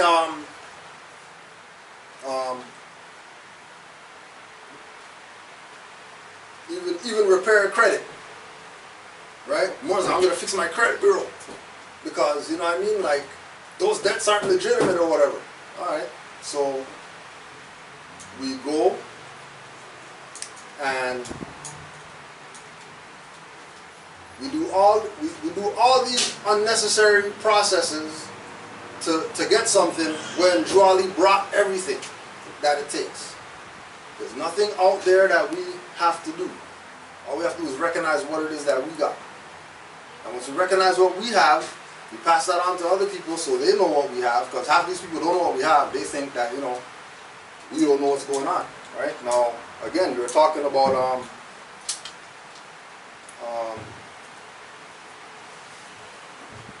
trust and whatever.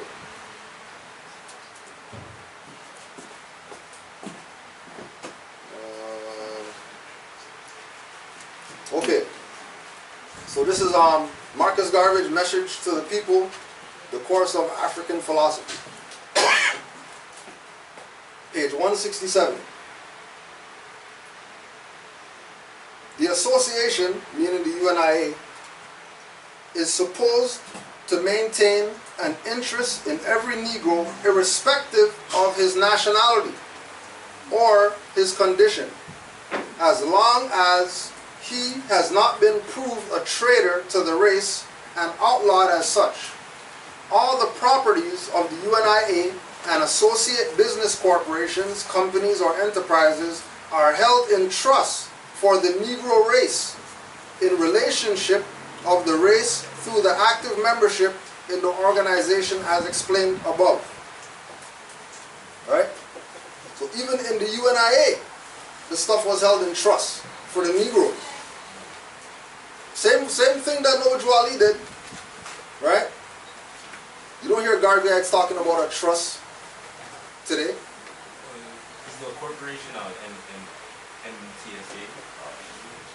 What is it? It's a corporation, right? Yeah. So religious corporation. Non-profit too. So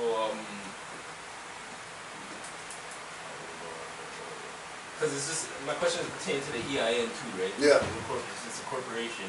So does the Supreme Court have this, like, it has all this knowledge that it's a corporate body.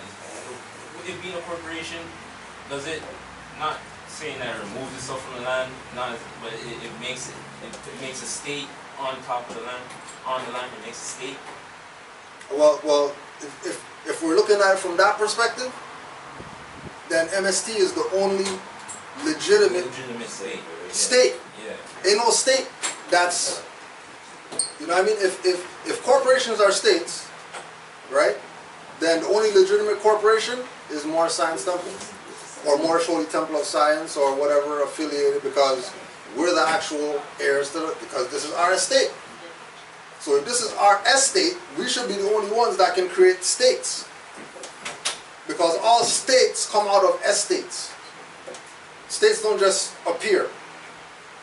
There had to be an estate that was either abandoned, right, or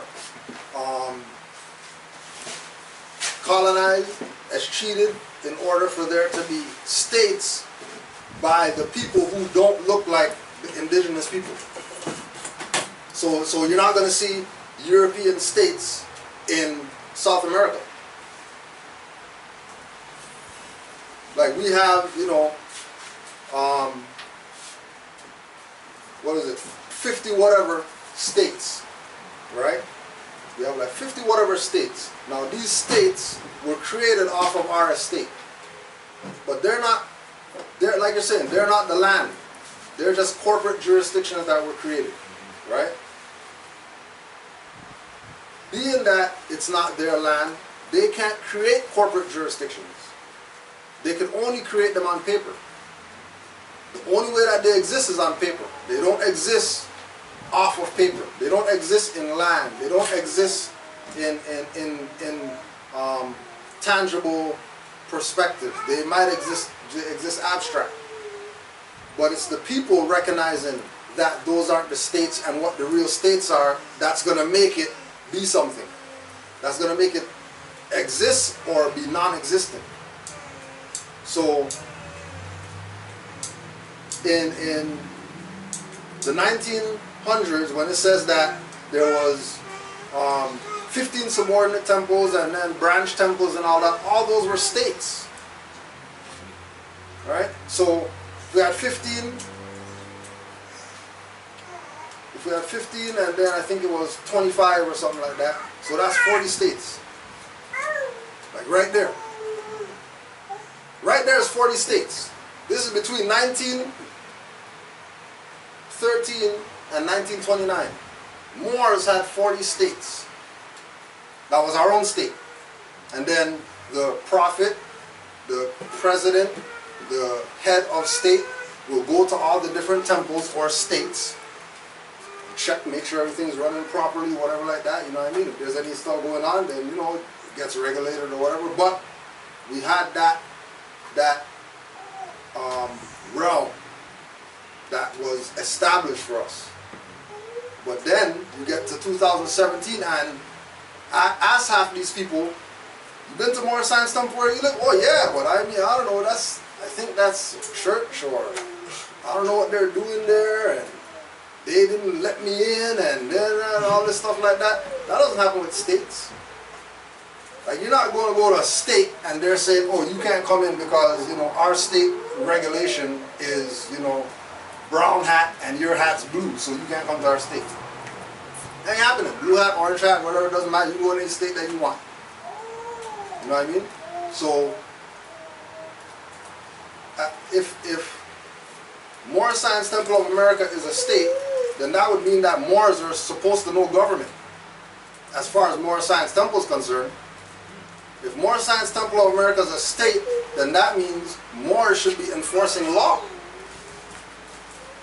If Moor Science Temple of a state, then that means Grand Sheik, Grand Governor, Grand Secretary, Grand Treasurer, these are governmental offices of the state.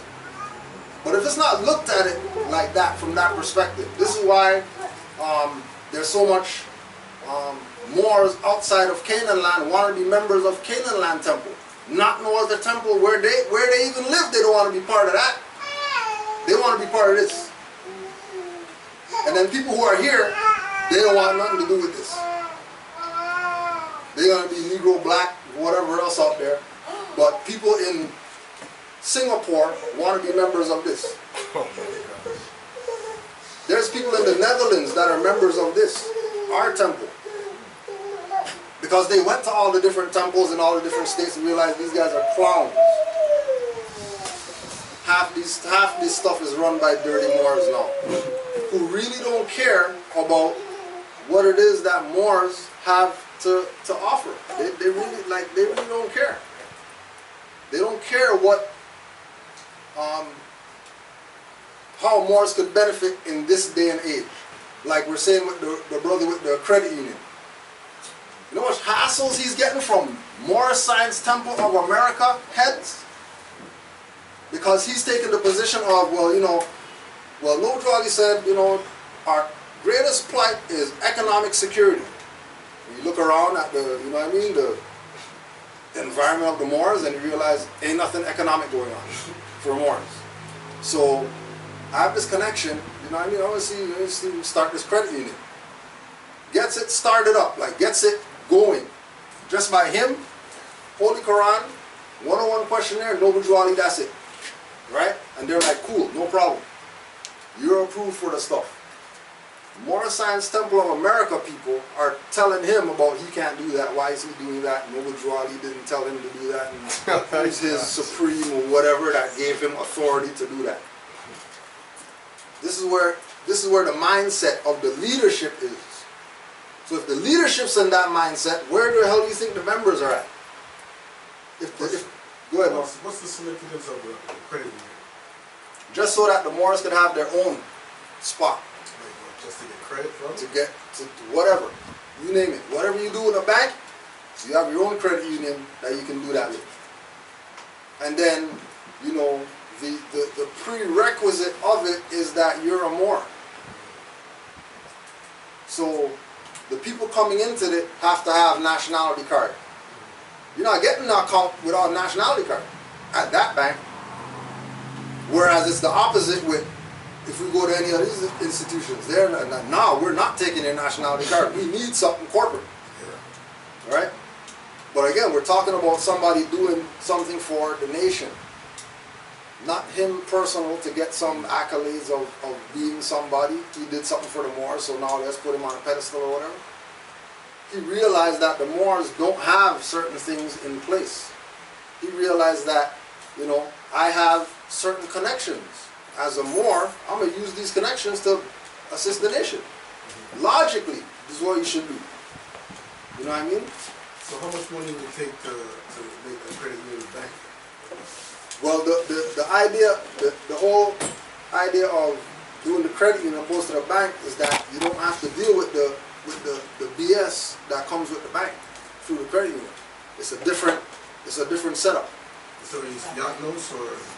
Yeah, oh yeah. I mean, you're still, it's, you know, like, it's not gonna have a reserve of gold and silver unless Moors put that in there, right? In order to, you know, use that as their reserve, right? But being that the climax is where it's at with regard to the system, and this thing's about to go over the edge, we should have something for us. So when we start losing all this finance and we start putting cards and machines out here that don't work, at least we have the substitute card for the credit union that you can put something in and you get something out of that account if you need to get something out. You know what I mean? And you know, it's just part of Moors seeing what it is that they have and putting the things in place so that future generations can get something. Not for us to get something. We're not building a credit union so we can have a credit union. Like, what are we doing with? We ain't doing nothing with this right now. What are we doing with this? Right? You know? I also want to add as well that I know in certain places in Europe, like Greece and Barcelona and stuff, where they have all these riots and protests at a large scale. I'm talking like 100,000 people are on the streets. Yeah. Right? And most of it is because when they go to their bank accounts, they can't take out money, or they can only take out, like, say, $80 a day or something like that, or their funds are not available, right? So people think over here, because, you know, they have their cars and they've got their house and they've got their jobs and whatever the case is, and then their savings, that those measures won't reach here. It's going to reach here. The dollar is a proof of it already. Yeah. How it's just going down and are being depreciated or inflated or deflated. So, I mean, people that trying to hoard cash, like, you know, the actual debt note, there might come a time where that debt note is worth nothing, and your $1 million in the bank is just it's paper. Nothing. Nothing, because now you have nothing tangible to back, like, you know, to say you have land, or you have, actual stuff, like, you know what I mean? That's worth trading or worth, something. This is why Taj always talks about do something with that fiat. You gotta buy something worth something, because eventually that's gonna be worth nothing. So why have 50,000 that's gonna worth nothing when you can take that 50,000, liquidate it into something that's worth something, and at least have something when the dollar is no more. Like, have something. You know what I mean? Put it towards something of value. Like, for example, with Drew Ali saying, take your good out of it so more is doing good, so more good could get done. Because it's only going to be us that's gonna do this. It's not going to be anybody else out here that's going to run up to the Moors like, hey Moors, we got a whatever for you, here it is, you know what I mean? Sorry for holding your stuff for so long or whatever. I ain't going down. These colonists are liquidating right now. Right? Well, all these, when you look at this thing with the taking down all the statues or whatever, right? It's the same thing that ISIS was doing. Why are they doing that? And why are they going to all their trouble to and the same thing that Napoleon and them were doing. Destroy the statues.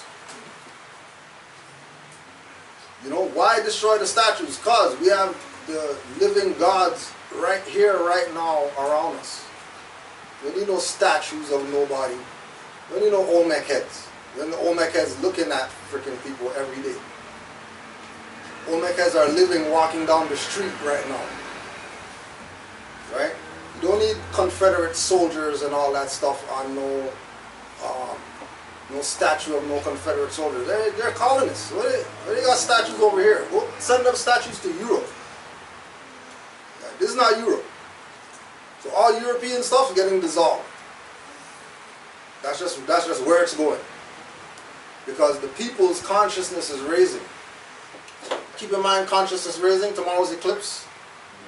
So make sure that, your, heart, minds, whatever else that you got is pure and on some positive intentions, because trust me, stuff's going to be burned up. After the eclipse, you're going to find out how much people got it.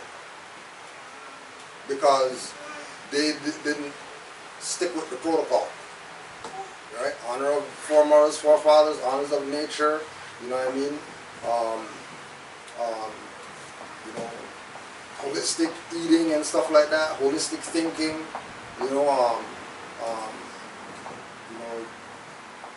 anything relative to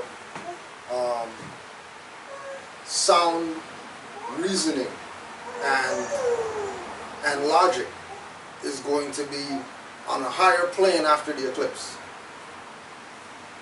Everything that is based in illusion will be even more illusion after the eclipse. And just check. We're seeing it happen. It's happening in our face right now. Right? So much stuff coming out. So much information coming out. Like we say, the dude with the picture, the Aquarian dude, is just putting water on people. Everybody's getting wet up right now. And then we know that water is knowledge. So, tsunami of knowledge right now. Whoever wants to know, it's a beautiful time for you right now. You could know anything under the sun right now in the palm of your hand. Anybody who's down for ignorance, it's a beautiful time for you right now. Because right now, you're going to be so blind, so deaf and so dumb that, like Joali said, you're going to want to die and not be able to die. You're going to want it to be over. You're going to want ignorance to be over so bad, but you won't be able to get it over because play to yourself. Because didn't take this serious. Thought that, all is mental is just some statement that was made in some book, and some ancestors believe that maybe. All is mental for real. And if your mind is not in a divine place, then all that's mental for you will be destructive. All that's mental would be to your demise. Told people like 2010, 2011, when we had, there was this sister that used to go into trance or whatever, and one of the Orishas, Olokun, came through the sister. And she straight said, hey man, like, if the people don't want to know, they're done for. Ancestors are giving up on them people. If people don't want to be in tune with their ancient foremothers and forefathers, don't worry about them.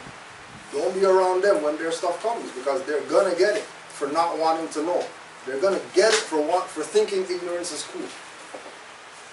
To think that, you know, having knowledge of self is not cool. But there was a time frame. There was a time frame of Asiatic history in the Americas where knowledge was where it's at. People were singing conscious stuff. There were conscious movies coming out. You know what I mean? You have a whole hip hop generation that was geared in positivity, and that's it. Right? You know, like when you have you know, they're gonna say NWA gangster music or whatever, but they're talking about F the police. That's pretty conscious. But that's not just that's not no gangster rap. These guys talking about F the police or whatever. And then you have so-called presidents or whatever like that saying that these people can't perform this song. Mayors saying they can't perform the song when they come to our place. They can't perform the song or whatever. That's not no gangster stuff. That's revolution. That's liberation. Right? So, any closing questions or remarks, comments? About 3:18. So a person from Manchuria were to come to America, who would they be talking to? So there's two examples. Brother Taj Bey has one example of a so-called, you know, Chinese that was about to lose his house or whatever like that, because of him adding on something to the house. He didn't have a permit and all this stuff like that. He's building onto the house, so they freaking said, yo, we're gonna slap this guy with fines or whatever, right? Quote unquote Chinaman said, you know what, I'm LB, you guys don't got jurisdiction over here, whatever like that. Bam, threw out all his stuff. Chinaman. He's a Chinaman, but he's saying that he's Moor, and then he got all his stuff dismissed. Right? The other example is brother that comes here with Mikhail, Chinese brother, right? Comes to these classes right here. Goes to court, fezzes up, and all that stuff. Chinaman. Yeah, he's getting battles or whatever like that. You know what I mean? It's not as it's not a cakewalk, but he's not, you know, getting his ass kicked by them and then saying, oh, I'm not a Moor, this is BS, I don't want nothing to do with it. He's still Moor. He's not like our people when they get, you know what I mean, played or they get quote unquote defeated and they want to give in on theirs, so forget being Moors, this doesn't work. He's still that. Even though he might have got railroaded or whatever. Chinaman. Fezzes up more than Moors. So clearly he has his mind going in the right direction. Actually one of the Moors went somewhere and seen him they went to court or whatever. They went to court for something and they seen him at court. And he's going to court on his own or whatever. Like, he's not calling the Moors down. You know what I mean? Like, Moors, you know, Moors getting to something and then they want all the Moors to come to court with them and all that stuff. Yeah. They ain't got no time for all that. They got stuff to do. You know what I mean? Studies, does whatever, hands his writs in, whatever. Whatever those people do, whatever. You guys are colored. I don't care what you guys do. But I'm letting you guys know that I'm Moor. I'm not no Chinese, Canadian, and all that BS that you guys trying to pull so you can have jurisdiction over me.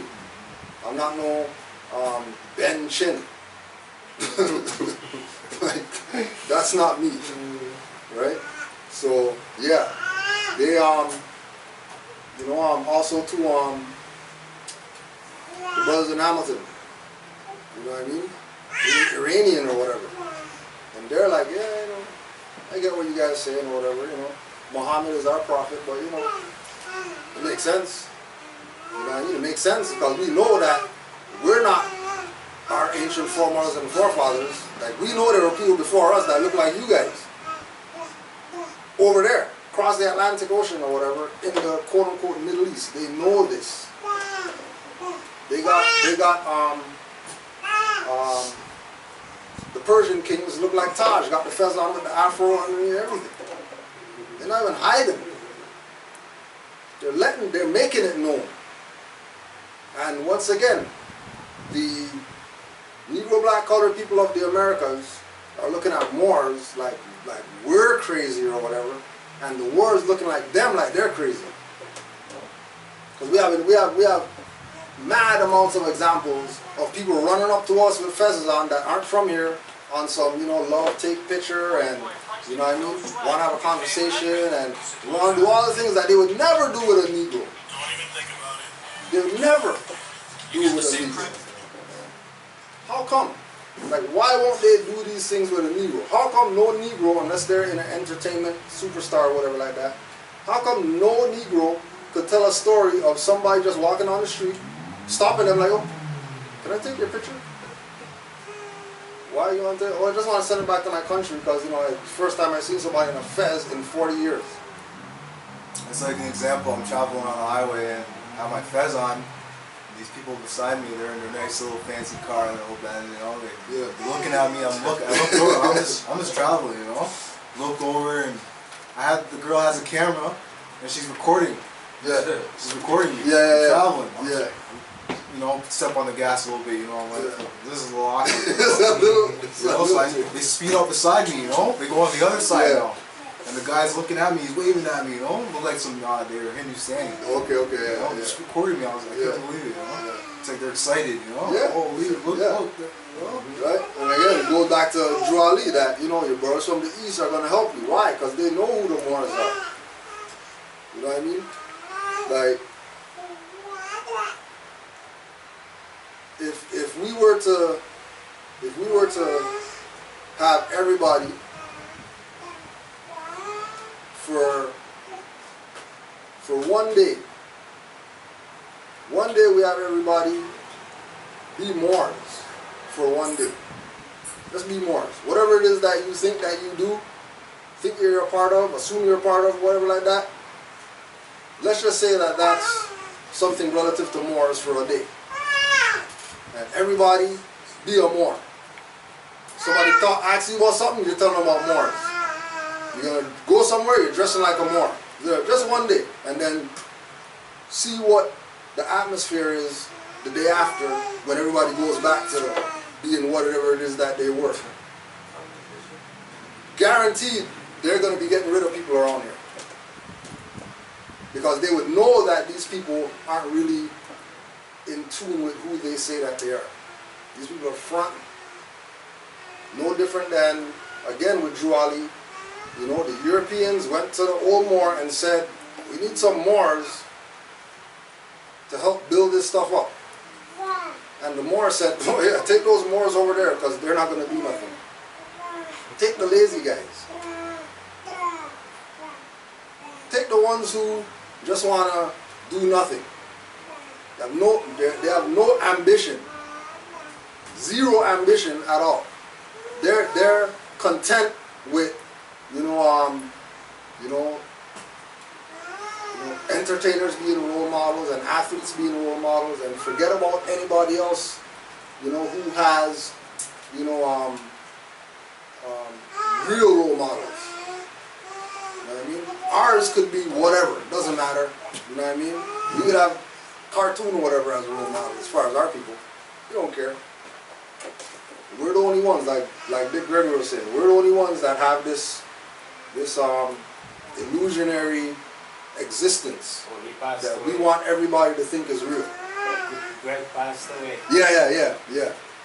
We were talking about that earlier. You know what I mean? Any questions, sis? Good today? Okay. 0? Well, I wanted to add, I know that I was reading the 101s this week, and somebody asking about our authority.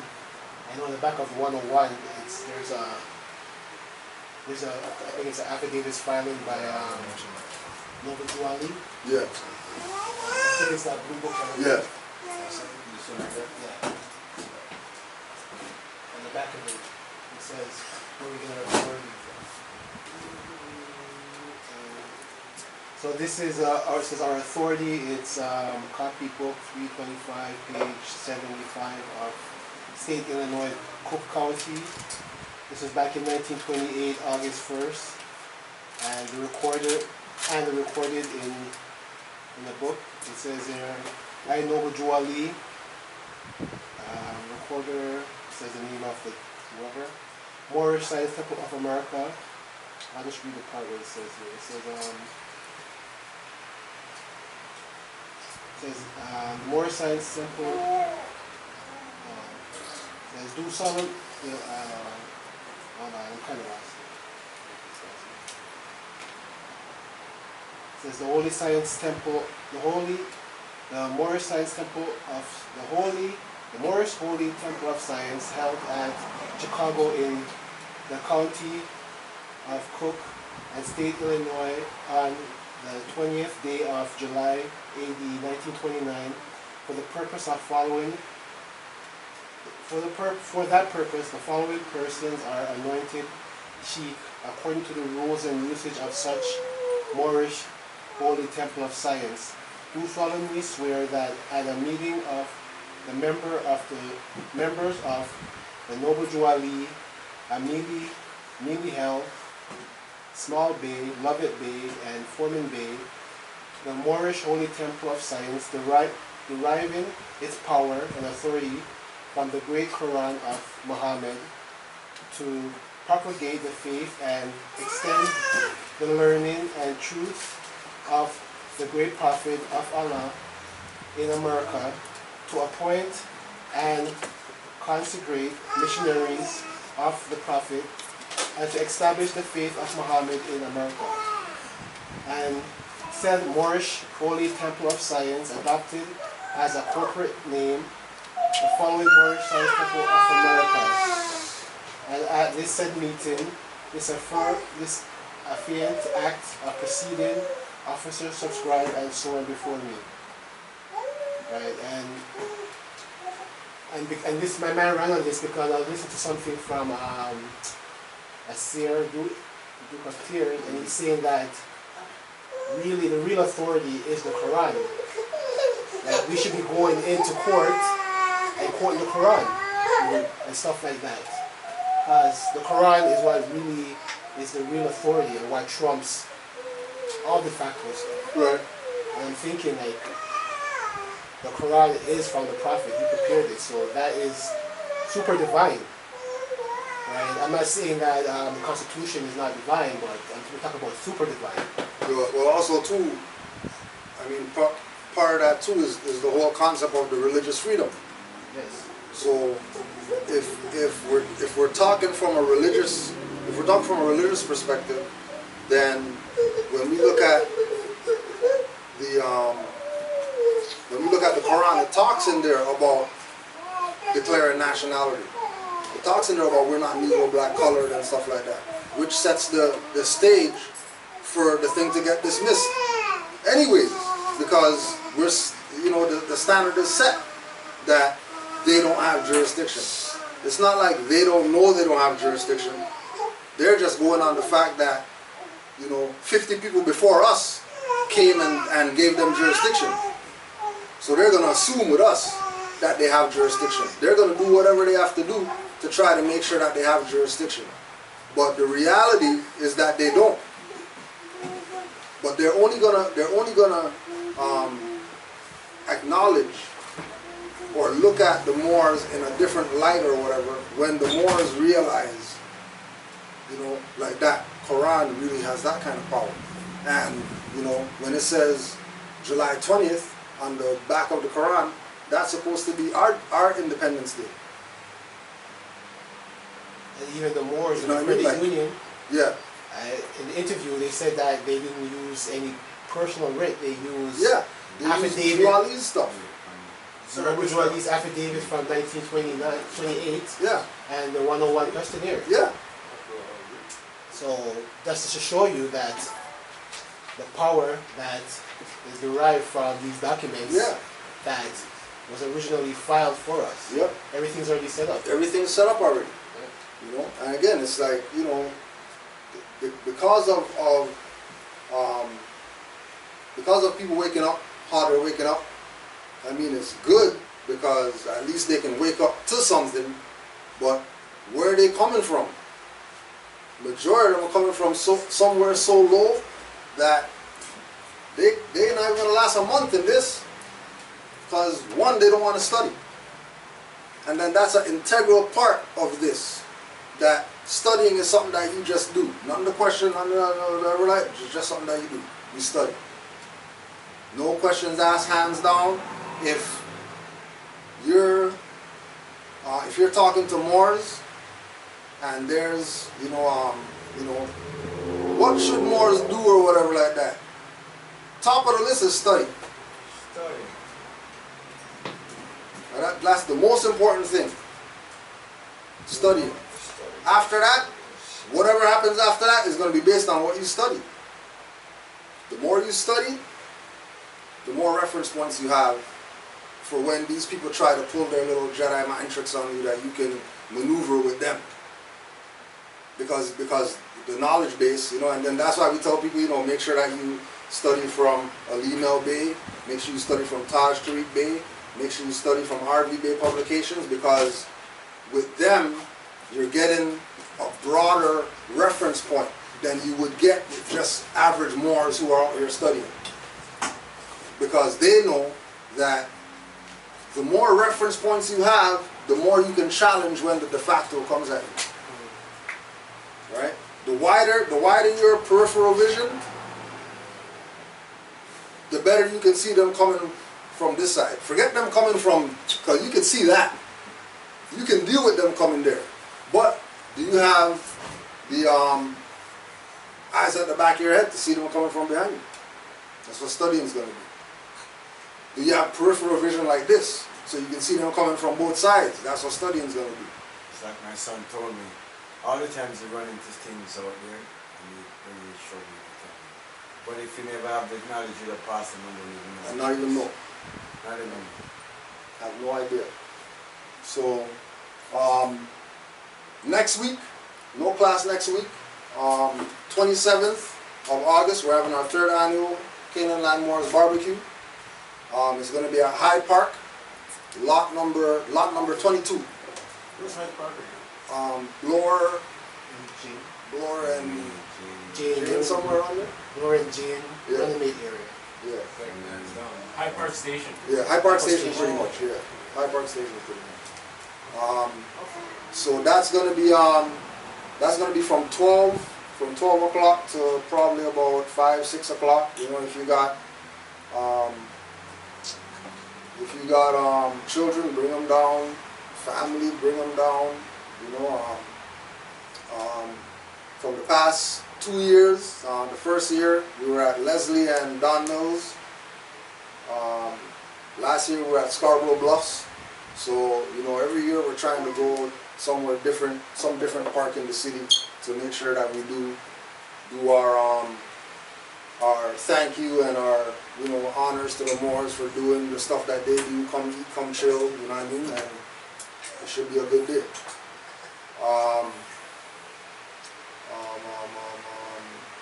Also too, on that day, I think we're gonna have some type of donation aspect so that we can start getting ready for Juali Day. Get our space rented and all that stuff. Start getting that stuff in order. Because as you know, these are probably two of our highlights. You know what I mean? Every year, barbecue and Noble Juali Day. Those are probably the two most attended events. So if you need any, does Mocha has an email? You know Mocha's email offhand?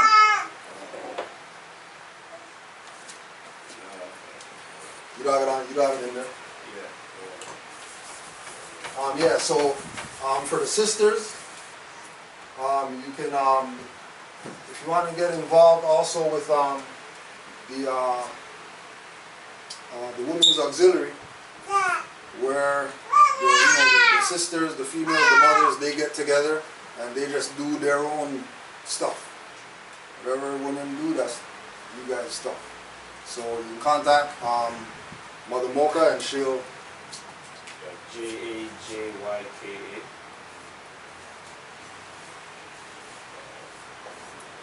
444 at gmail.com. Right, so if you want any information, I think does she have another one too? Mocha something? I think so, but anyways, so Yeah, this is the one that she sent out with. Yeah, the one that she sent out the thing with? Mocha Nefer NEFER 444 at gmail.com. She's on. Right? So, any information relative to how you can assist with the barbecue, or for the females, anything to do with the Women's Auxiliary, there's the email for Mother Mocha Nefer Bay. And also, if you wanted to assist with the Women's Auxiliary as far as Brother Tez is chairman. So we also have our meetings, town hall meetings that happen once in a while. The purpose of the town hall meetings is for the members to bring forth whatever it is, issues or whatever that they got. That's why they have a chairman who's their liaison between the body of Moors, who's the leadership, and the membership. So if anybody has any questions relative to meetings or anything having to do with what the membership could do, you can talk with Brother Tezba Bay. He just put his hand up. If you have any questions relative to that. And again, if you have anything relative to donations, membership, things like that, you can email Brother Amari at AmariLBay at Hotmail.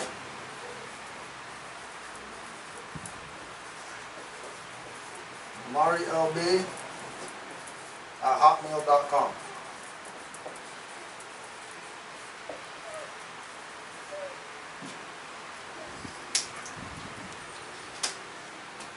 So I'm not sure what's going on Friday. If the temple's going to be open Friday, I'm not sure if Amari will send out something. But next Sunday there's no class. We'll spread the word. We're going to be doing the barbecue. 27th. For the barbecue? Yeah. 27th. Yeah, next Sunday. Next Sunday.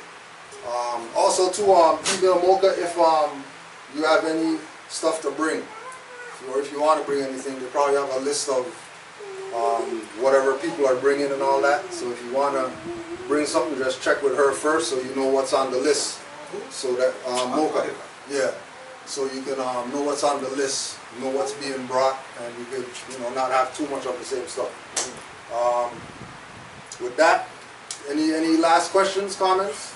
Yeah, I have one. Yeah. I don't know. I heard there might be a video shoot that day. Yeah, we're supposed to be probably shooting one or two vids that day. We didn't get to film one last year, so we'll make up for last year. We're probably gonna do 2 this year. Maybe something off the Wow album. Maybe one song off that and one song off of my solo album. So, but we'll be filming something that day, guaranteed for sure. Anything else? All right, so give thanks for everybody's time. We'll just close out with our prayer and go from there. We face the east, 5 on the left, 2 on the right. God, Father of the universe, Father of the universe, Father of love, truth, peace, freedom, and justice. Allah is my protector, my guide, and my salvation. By night and by day, through His holy prophet, Noble Drew Ali. Ashe.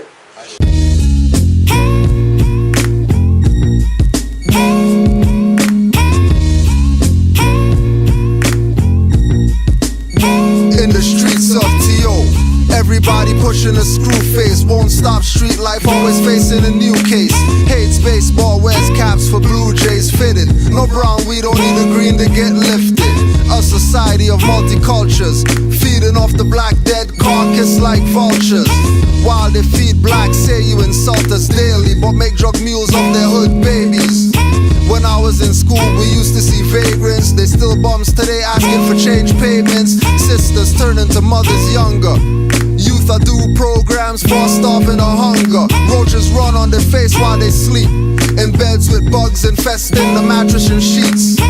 Many little brothers resting in peace, cause they followed their big brothers that ran these streets. Drug dealers calling themselves doctors and shrinks. To stop breast cancer, wear a shirt that's pink. To stop youth violence, get rid of the guns I see. Youth need to be taught about Drew Ali. That would lower the crime stats. Youth have no job, so here's a free CD of my tracks. Bag ladies and buggy pushing men. Drink Lysol with their drug addict friends. Pimps pushing new kicks in little sis face, but she's too scared to say that she got raped. And he got raped too, wanting to be a singer. Mayors and judges drinking their bloodage for dinner. Upstairs, I cover my ears in tears. Little bro beating his mom, he's under 20 years. Every day of his life, these streets are trife. Started selling, now he smokes the Snow White. Blind man plays the sax. Girl run over playing with blackberries on train tracks. Can't trust everybody you know, that's how it is in the streets of T.O. Baby needs new shoes, but daddy got the newest when he chills with his crew. A young girl is undressed in the back like slave cargo, praying for help from Harpo in T.O. My boy Lex laid inside his apartment. Gumma died of sickle cell, my heart didn't harden. Blew out of an aneurysm. Philly just got shot up by 2 of his own brethren in T.O. Come, it's a grisly scene. 5-day search, Philly found dead in a ravine. Dead and injured because they shot up a jam. Police chief implemented King Alfred plan. People think it's jokes, but when the smoke clears, you're spilling your beans, handcuffed to a chair. DT's yelling and spitting in your face. Give names, or you won't beat your case. Palms sweating, goosebumps and shakes. You didn't snitch, but still, you're gonna get shot in the face. In T.O.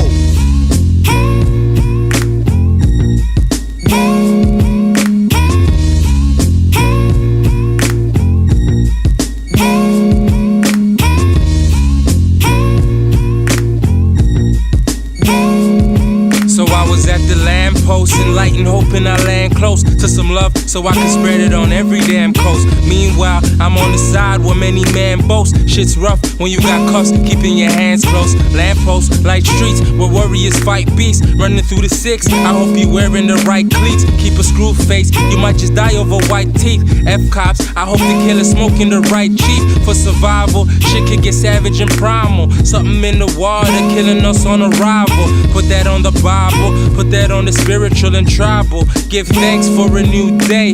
Look over the city, the view of a blue jay. My nephew might call me over a new J.